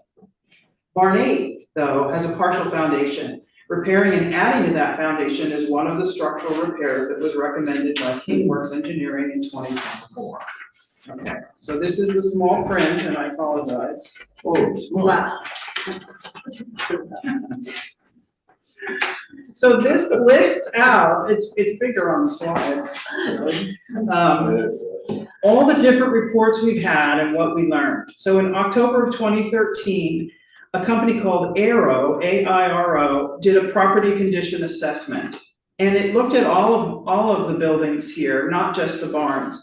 But the evaluation they did of barn 6 noted that many of the posts holding up the structure were rotted and that the roof needed to be replaced. The barn 8 evaluation noted that the barn was in good to fair condition, but multiple issues existed with both the flat roof and the siding. So what happened as a result of that? Well, as a result of that condition assessment, a decision was made not to go forward with roof repairs on barn 6. They had previously been budgeted and scheduled, but they decided not to do it because the high cost of replacing the rotted posts meant it was sort of pointless to replace the roof if you couldn't fix the posts. However, no repairs were made to barn 8. So the next report that we have is from 2017, and it was done by Wilson Engineering, and it included a separate report done by K Engineers that was an inspection of the electrical systems in barn 8. And that report, if you read it, identifies shortcomings in our electrical system here in the barn, specifically in the fitness center. And it recommends that the panel be upgraded in order to supply enough electricity. Well, I was curious about that. And so I asked Mike Brock to review the report and then take a look at the panel, and it has not been upgraded. It is exactly what was examined in 2017 and determined to be inadequate. However, we do not have the electrical issues that gave rise to the need for that report. At the time, they were having breakers flip off, and that does not happen anymore in the fitness center. So at the current time, although it was deemed inadequate in 2017, at this time, we are not experiencing those symptoms. We don't know why. I actually think the more modern equipment is more power, it consumes less power. And that seems sensible, right? I mean, it's quite a long time ago. Anyway, here's the statement that Wilson Engineering included in their March 2017 report. The building, from a structural point of view, is capable of being revitalized and repurposed. So what was the outcome of those reports? Well, none of the recommended repairs were made. And that Wilson Engineering report is interesting because they say, there's a letter that says, yeah, we can revitalize it. And then it goes on to identify a bunch of improvements and repairs that they give a cost to. And it was several million, 2.9, no, that was the later one. 1.9 million. Well, the money wasn't spent at that time, so the barn remains in the same shape as it was prior to those reports being written. In 2017. In 2017, which is a long time ago. 7 years, no, more than 9 years. Okay, January 2020. This is when KingWorks comes into the picture. They wrote a paper, a report based on what they knew about the construction of Barn 7, which they had done a deep analysis on. And they clearly state that in their report. But here's what they said in 2020. It is our opinion that if the community would like to have significant changes or change of occupancy with regard to Barn 8, the structure is most likely cheaper to demolish and rebuild rather than trying to bring the existing structure up to code compliant loads. As a result of that report, the board decided in 2024 to commission a full structural evaluation to confirm or contradict the findings of that 2020 report. Okay, and again, that report from 2020 is posted on the website, and anybody can take a look at it and see what was said. It's actually important that you do that because that report actually based a lot of their findings on the prior reports that were done. Correct. That's why the forensic study was required. Yeah. So in November of 2024, KingWorks did a full structural evaluation. And during that, perhaps some of you remember, we actually removed about 10% of the surface finishes from inside and outside the barn so that a significant percentage of the structural members could be observed directly. So we weren't guessing anymore, we were taking a look. And that report included 16 recommendations for improving the structural performance of Barn 8. And here's a quote. In our opinion, appropriate factors of safety are not available to protect the structure from future damage or failure in the event of extreme load events like high occupancy loads, severe wind events or earthquakes, or in the event that hidden defects or damage are exacerbated. At that time, as a result of hearing the report from KingWorks, the board instructed the Long Range Planning Committee to propose a plan to address the issues of Barns 6 and 8. Well, the Long Range Planning did address those, and they made a presentation in July of last year, holding a town hall meeting that shared a conceptual design for the replacement of Barn 6 with the community. The community feedback at that time was that a simpler replacement for Barn 6 was more desirable. They didn't want to create a large building at a high cost. And so the committee and the board had scaled back the design and submitted a pre-application to Whatcom County to get their feedback about that streamlined design for a pavilion. And that's where we are at this moment. Everybody good with that? Anything to add or subtract? And so at this point, the preliminary, not the sample plans or whatever the technical word is at the county and we're just waiting for their feedback. We already have their feedback. Okay. And everything's fine, we're good to move forward with the project. So the next thing was to go back to Carletti and Associates to start working together to get a price on that. We've heard back from them, and actually I got an email today and he's currently working on that right now. Do we have we shared, is it posted anywhere, anything, the design? I must have missed that or something.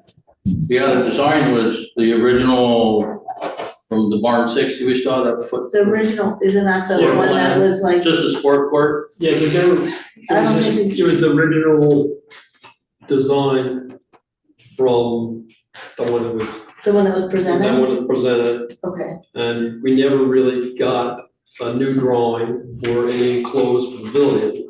But we did get a number from the architect for 2.8, which we did present to neighbor. So it was At that the- second town meeting, there was a number presented already. so it was the original designs that were submitted? No. No, the original design was a two-story barn Right. with the big deck and all that's gone away. It's just basically an enclosed pavilion now. It's just to cover the footprint that's existing there now, have a sport court on the inside with like a couple offices and the core restrooms, So, fire riser room, utility room. so are these plans somewhere for the community to see? No, that is why it's back at Carletti now for them to move forward, so we'll okay, be so- getting a number from them. We also need to get a soils report, which is what I wanted to find out if we have an old soils report available with all the work that was done for the barn 7 and stuff like that. So that plans, after it comes back from the architect, that's when the plans will be presented to the board? Yeah, it's gonna be a pre-engineered structure, so yes, we're actually looking now to find a general contractor to work with as a design build. That's the cheapest way to proceed with it, to do a design build, pre-engineered structure. So, did you have something to add? Yeah, so Carletti's gonna put some new drawings together for barn 6. Yes. Okay, so they're working on that. Well, they're not working on the drawings yet. Right now, we need to get the soils report and figure out what general contractor we're going with. It will be a pre-engineered building, so there's not a lot for him to design in that way, but the interior design is what they need to do. We do know the county required it to be insulated. There's gonna be commercial heat for the open area. There's some things like that we have to deal with, parking, the fire riser, we got the fire sprinkler building. So there's a lot to it, but. Right, so a concept was submitted to the county, and then the county told us what would be required to submit the full application for a permit, and what the requirements would be as Keith just outlined. So understanding that, now a plan can be made and those materials put together so that the proposal can be put out there for how much it would cost, et cetera, et cetera. But we did have an estimated cost at 2.8, which we presented to the community. Things changed, right? So between that and we went back to the county, right? So other folks can. So whatever needs to be encompassed in the new design, that's what's happening now with the new modifications that the county is asking for. Yeah, so it's basically the floor plan that we looked at before, right? Just a sports court in there. Yes. There's no big kitchen, there's none of that kind of stuff, yeah. The office and restrooms, there's. So keep in mind that price he gave at the time had that kitchen in there, it had the, whatever that serving area was and stuff like that, that is no longer in there. So that's why I wouldn't say 2.8, because hopefully it'll be less than that, is our goal. Right. And we don't know, we're in the development phase Yeah, for the can't project, but the feedback from the county has been received. And now we're going to the next step, which is to put together a fleshed out concept, get ideas of pricing, and begin to gather other information that the county requires. Parking spaces, the soils report, all that stuff. It's complicated, right? But many people have asked me, we were talking about barn 8, and now suddenly we're talking about barn 6. What's going on? And what's going on is that barn 6 has been an issue since 2013, when we had that original study done. And the decision was made, shoot, we don't have the money, it's too expensive to fix this, so we're not gonna fix the roof. We really need to replace it. And nothing was done since 2013 when that decision was made.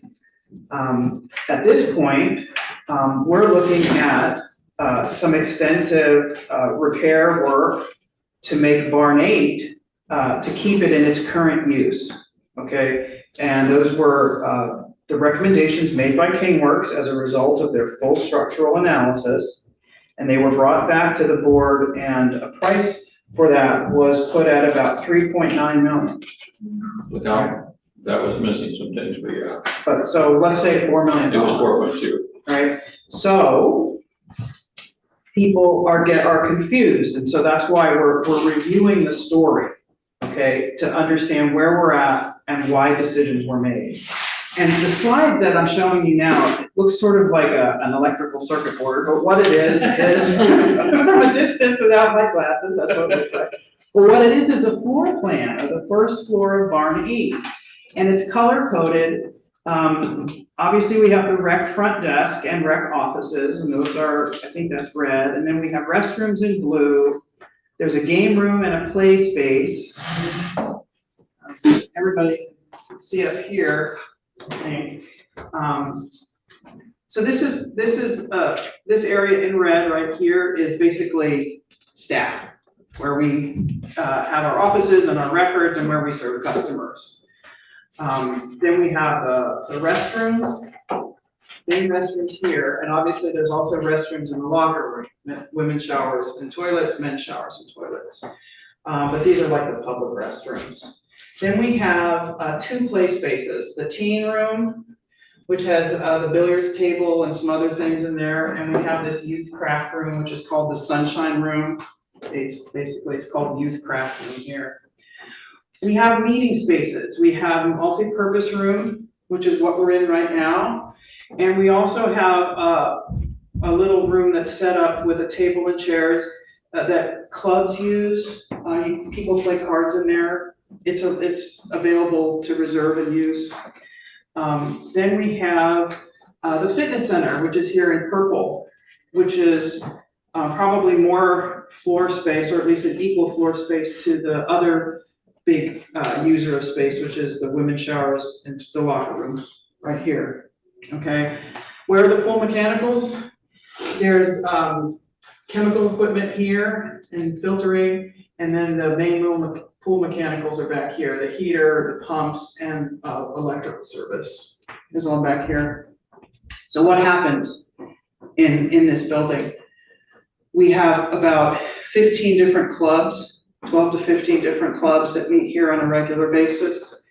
They use sometimes the lobby. We have a knitting club and they sit in the lobby. The arts people get together here and they also use the lobby, and they share their work in the changing displays that are constantly refreshed here in the lobby and in the clubhouse lobby as well. In addition to those clubs, we also offer meeting space for the scouts. And we do that free of charge to them, even though they're not an official Sudden Valley Club, because they can't be late to the scouts. We have a constant flow of people in the mornings and evenings using the fitness center. And I have some numbers to share with you about the average swipes per day for the different months of the year.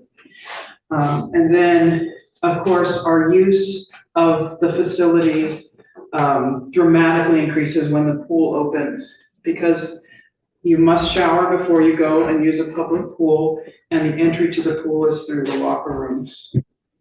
We, in addition to having the swim lessons, we have a swim team that rents the pool from us most weekday mornings, and we get compensation for that. We rent it to them. And then, of course, we have open swim, and last year we also had water aerobics again.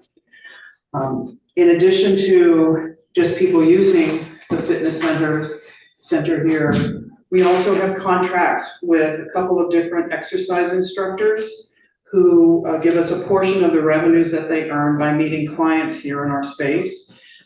Some of those are personal trainers, and they'll work one-on-one with people in the fitness center. A lot of what they do, though, is classes. We have a contract with a yoga instructor, and we have a contract with 2 different fitness instructors who all hold classes here in the multi-purpose room. So those are all of the different uses that this building is put to. If we were to embark on the $4.2 million worth of recommended improvements to the building and routine maintenance, because that includes both structural work and the replacement of the siding, the roof, and the windows, and some other things, upgrade of the electric. If we were to do that, all of those activities are displaced, right? We do have other areas of the association that could be used to replace some of this, but not all. We have these 2 big meeting spaces. Meetings of clubs could be shifted to the meeting space in the adult center that's next to the library. We also have a meeting space in the Welcome Center, but it's not ADA accessible. It's that second floor. But that's another place that people, if it was appropriate for them, could choose to meet. That's basically what we have right now. So that's a significant reduction in space.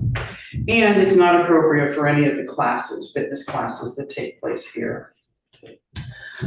If we think about the second floor, the dance barn,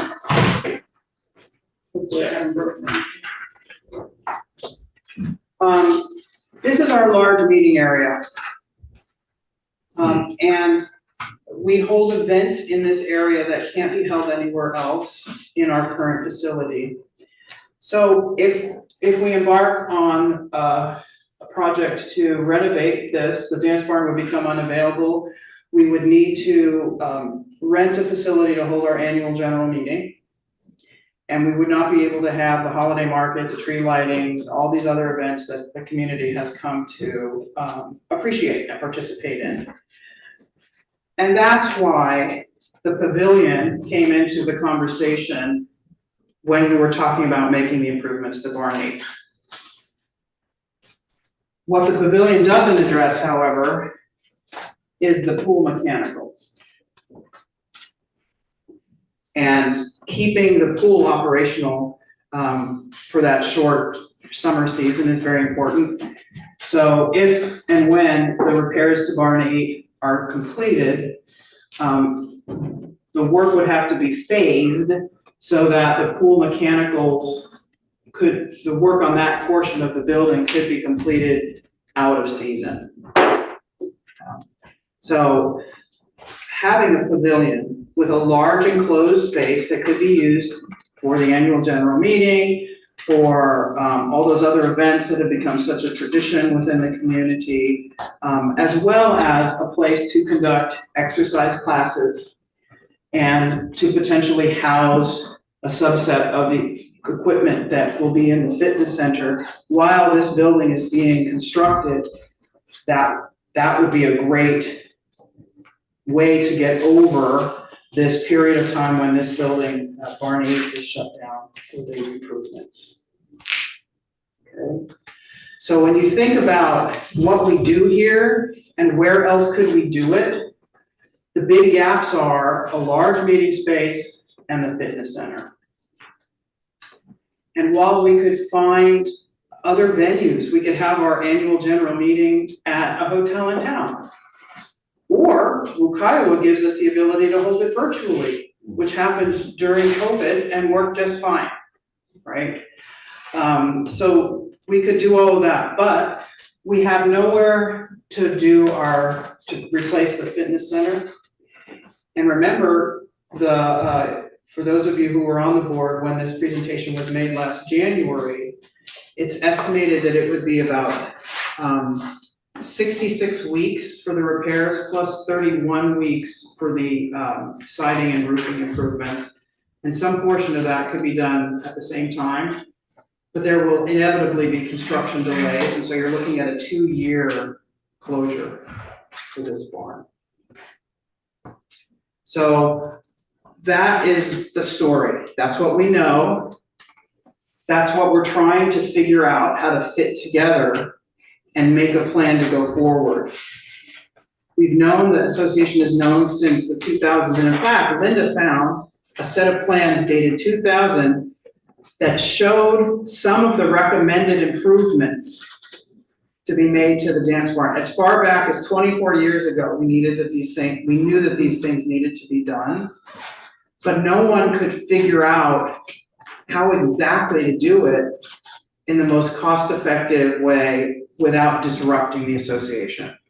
So it's not easy, it's not straightforward, and there are many questions in everybody's minds. But this small amount of information and the references to all those lengthy, expensive, engineer-stamped reports demonstrate that there is a logical progression here, even though it's taken place over time, and that we are at a very important place to make the right decision to move forward.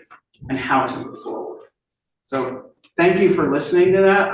Thank you. I'm not sure that we all needed it, but I know No, that it's many members in the community have asked for this, and hopefully they'll take advantage. Very good, Joanne, thank you. Do you have any questions? Well, I think I should. Ray, okay, I'm sorry, we'll go Ray first and then we'll. Well, just from here, you know, what goes on in this building, and then to reduplicate what happens in there, that it's even more important that the enclosed pavilion happen, so we will have some place to transition to carry on. So that definitely is what we're in motion and we're in progress of getting plans from the architect to go forward.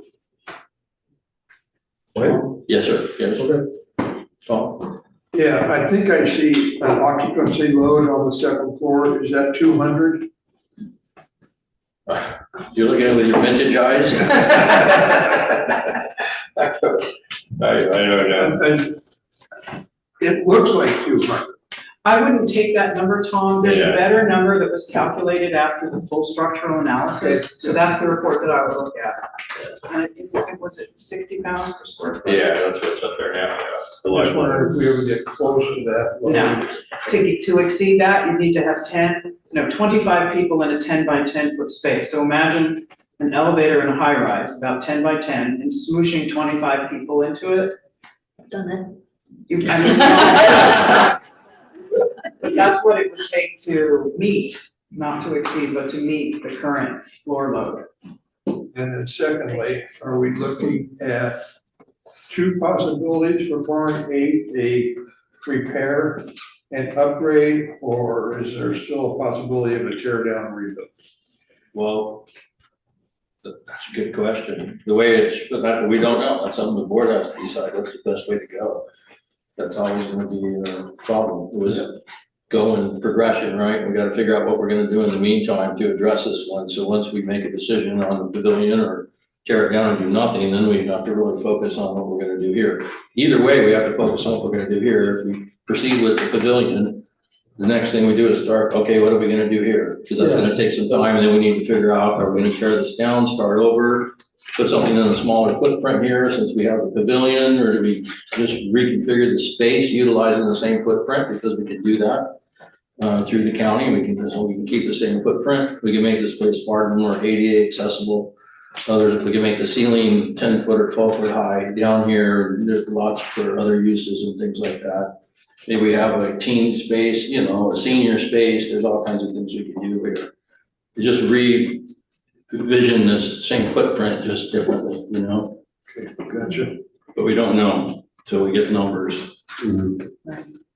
And to give you a sense for the usage of the barn, there is an average of about a baseline of 100 scans per day as a baseline for the year. We never dip below that. So the card readers. Right. 100 times. Right. And you can imagine that that's not 100% accurate, because sometimes two people come to work out together and one scans and they both go in. But it's actually a good way to think about the volume. Is our baseline is 100 scans. In the summer months, in April, we start to climb up. We're at 126 scans a day. June, 173, July, 197, August, 171. And we also know, so we're adding in a peak 100 extra scans a day for the pool traffic, and almost no one goes swimming by themselves. Yeah. You have groups of moms and kids, parents and family, friends showing up at the pool. So that additional 100 scans, you can times 2 or 3 or 2.5 if you want to be crazy. And so that's the number of people that go through the fitness center every day. Doesn't count the people that come here to meet their friends in the lobby or to use the large facility upstairs in the dance farm. So that's relatively significant flow. Yeah, it's a good involvement in the community. It gets used. Sure does. All right, so sorry for taking so long. No, that's good. Very important. Good information. Are you finished? Oh, but Linda, Oh, go ahead, Linda. I was just gonna say, I think the thing that's important to remember about all these engineering reports is many of them clearly state that their investigation and their assumptions, other than the last one in 2024, actually was able to take things apart and actually look at a limited number of real issues that exist, where all the rest of them clearly state that it's just based on other prior reports. I think there was one of the companies that actually had some older drawings that they were showing. But other than that, we've only had this 2024 one that's really, really looked hard and took things apart and really looked at it. And I think that's important to remember. That's all. Very good. Good point. Yeah. All right. They must have had a good board at that time to order an investigation. Invasive, looking at the structure. I mean, really, that was the smartest move that we made to really check it out. Yeah. Thanks, Linda. Thanks for that plug. All right, moving on to new business. Item number 7, request for approval for the 2025 audit and tax engagement letters. Joanne or Joel? Who's got this one? Joel? Let's have some motion. Okay, so what you have in your agenda packet is you have 2 separate letters. One for the audit, another one for the tax returns for the year end 2025. So basically, when we sign for these things, we'll sign for both of them at the same time. And this is from Larson Gross, our current auditors, and they performed the audit last year and the year before that. And basically, we performed our audits back to 2018, I believe. This is before I came here, but it was for the year in 2018 where we used a different auditor. Then in 2019, we re-engaged Larson Gross. So Larson Gross has audited us ever since fiscal year in 2019. And so basically, this is a refresh, basically just to sign the engagement letters for both the tax and the audit for 2025. And I do, so on the operating budget, under the accounting budget for 2026, there's, for audit and tax services, it includes a total of $50,500 for 2026. Now, of that $50,500, $45,000 of that is earmarked for audit and tax services. So the audit, so the fee on the audit engagement letter is $39,000 stated fee. The tax engagement letter is, that's always on an hourly basis, but definitely with $39,000, that still gives us $6,000 for the tax return. I don't assume it would be that much, but this definitely tracks with our budget for both these engagement letters. Does anyone have any questions about? Dean, did you guys look at this? You did. And you good with the estimate? Oh, yeah, Larson Gross has, well, their work is exemplary. They already know us, so they're able to do it more quickly. So we have an advantageous price as opposed to going with a new vendor. As Joel said, it would be nonsensical to do these 2 things with separate vendors. Doesn't make sense. Yeah, it wouldn't be possible, and so there's no reason not to go forward with these guys. Yeah, the tax aspect of this kind of is leveraged from the audit work. So for example, like, the entire trial balance that the auditors will have at Larson Gross on their end, the whole trial balance, the audited trial balance, their tax side of it basically takes that trial balance, and they leverage off this off the audited trial balance. So it's more efficient for one firm to do both than for another firm to come in and do the tax but not the audit. I'll read the motion. I have a question. Oh, go ahead. You have a question, Jane. So can you kind of explain what a level 3 reserve study actually does? I mean, they're not looking at assets, so. That one's the reserve study one. I can answer that now, but you want me to answer that on the next. Oh, sure, maybe the next one, sorry. I have them out of order, I guess. Okay, yeah. Linda? Okay, 2 questions. So last year we had 49,000 in there for the reserve study, the taxes, and the audit. And actually, by the end of the year, if I'm looking at the December financials, we ended up going $4,096 over budget. So, and the thing that upsets me is we've got this baseline for the audit for this year for 39, but they're just gonna give us time and materials on the taxes, but they don't give us any of their rates for the people that are gonna be working on our taxes. And if our reserves are if the reserve study is gonna cost us, well, 5,300, we've got 6,200. Is that going to cover all of our taxes? Oh, yes, yeah, that would be surprising for that to go over that amount. Okay, I'm just saying, we went over last year. Also, are they gonna, I know we never get put on the early schedule, so I'm assuming we're gonna take an extension again this year? Well, are you talking about the tax return, I take it? Yeah, it's like, well, we hardly ever file real early. They always put us on and they file for an extension for us at tax time. Yeah, that is standard procedure with audit and tax. That's what I'm saying. That's a given. I know it's just hard because we always get it really late at the end of the year and we have to squeeze in their presentation. Yes, so with the tax return, so with the extension that will be filed, then that pushes our due date for the tax return to November 15th of the year. Yep. And that's why I'm just saying, because normally that pushes any of our accounting from them and their yearly summary to October, and it's usually that last meeting of October. It's just, I really wish they could do it earlier than that, so we weren't just right up against it. That's all I have. Thank you, Linda. Anyone else? Great. Joel, do you have any family members that work for Larson Gross? No. Any conflicts of interest? They're checking your work, so. No. Yeah, and actually, that would be a conflict of interest. Yes, it would be. So someone at the firm would have to divulge that, that they know me. I asked you, so you told me no. Like I've had to do that before. Like, for example, when I was an auditor for Moss Adams, a certain client was someone there who was the CEO was a family friend, so I divulged that since I was being placed on the audit.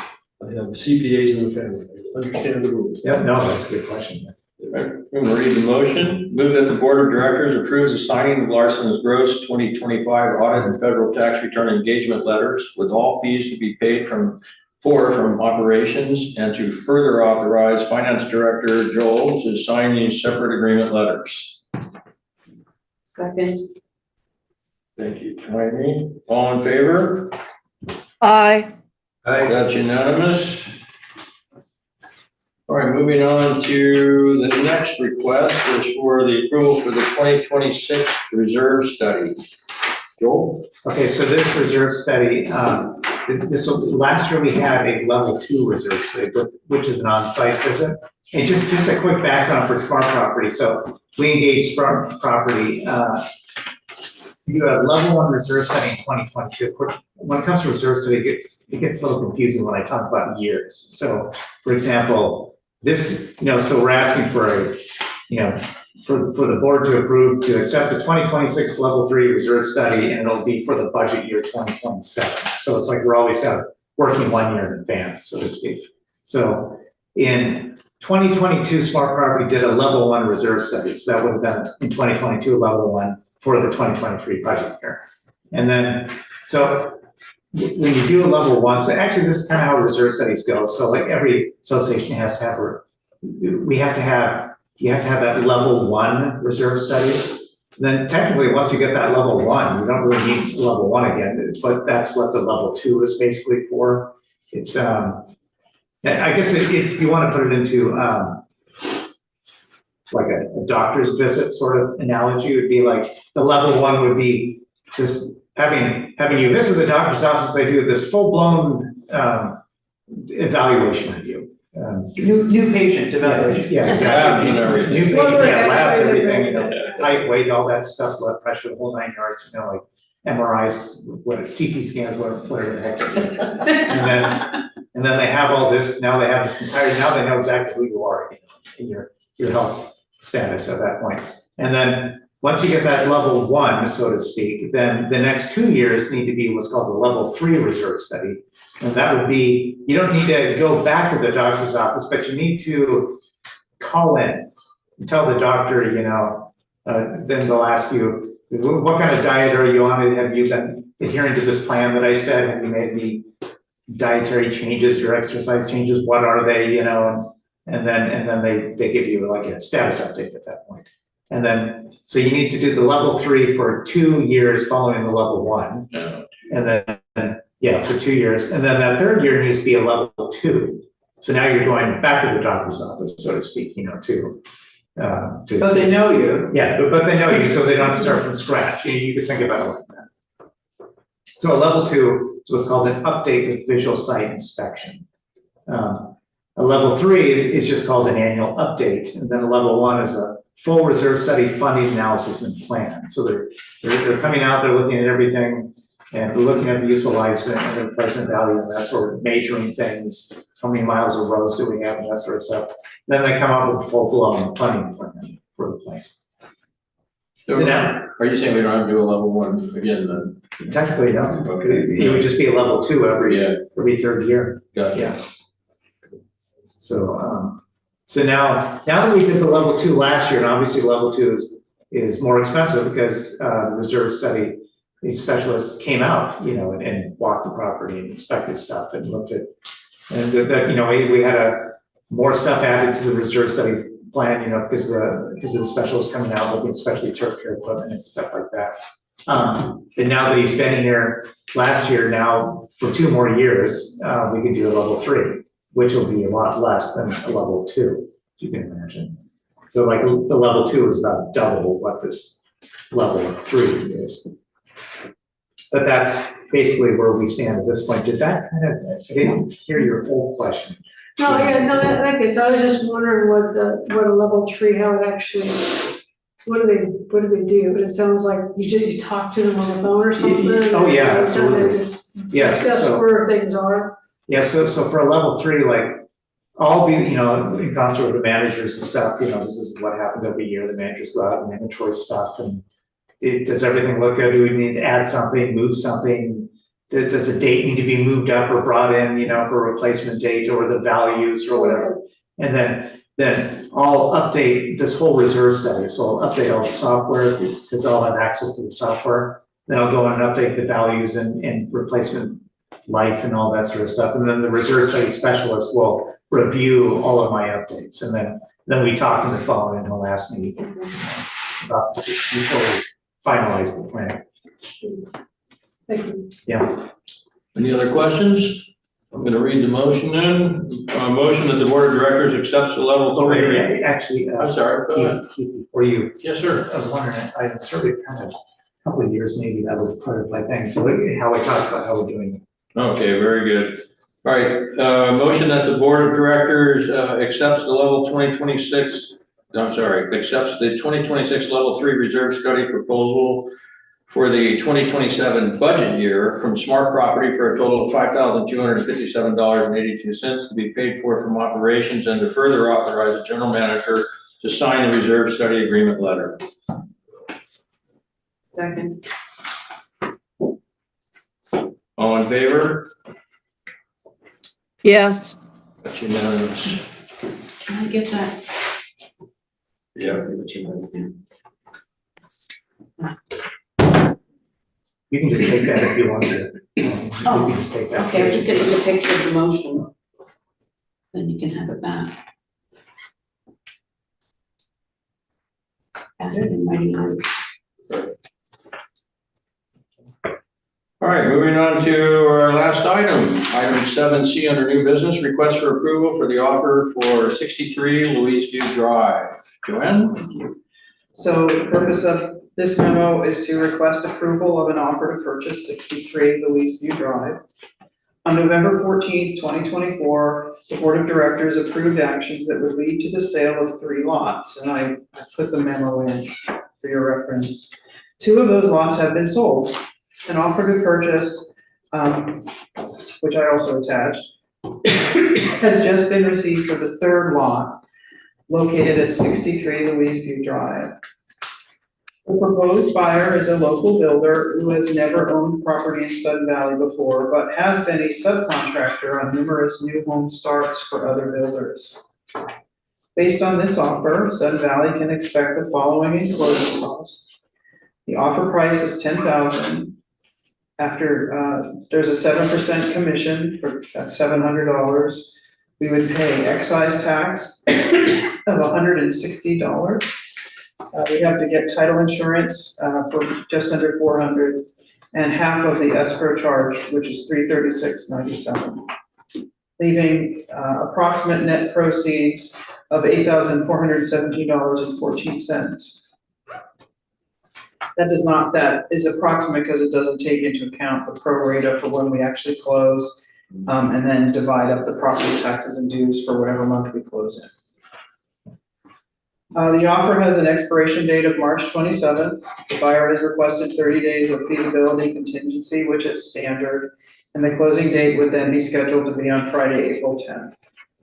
So I request that the Board of Directors approve the offer to purchase the undeveloped lot located at 63 Louise View Drive with a full list price of $10,000 and authorize Board President Keith McLean to sign the offer on your behalf.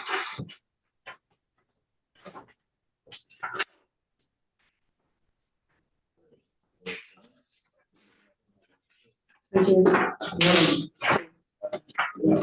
So the back side.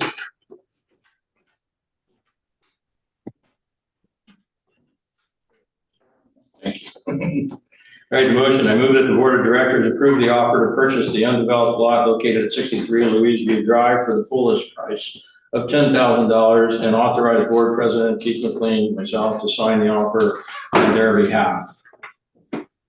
Second. Any questions? All right, hearing none, all in favor? Yes. Okay, that's unanimous. All right, very good.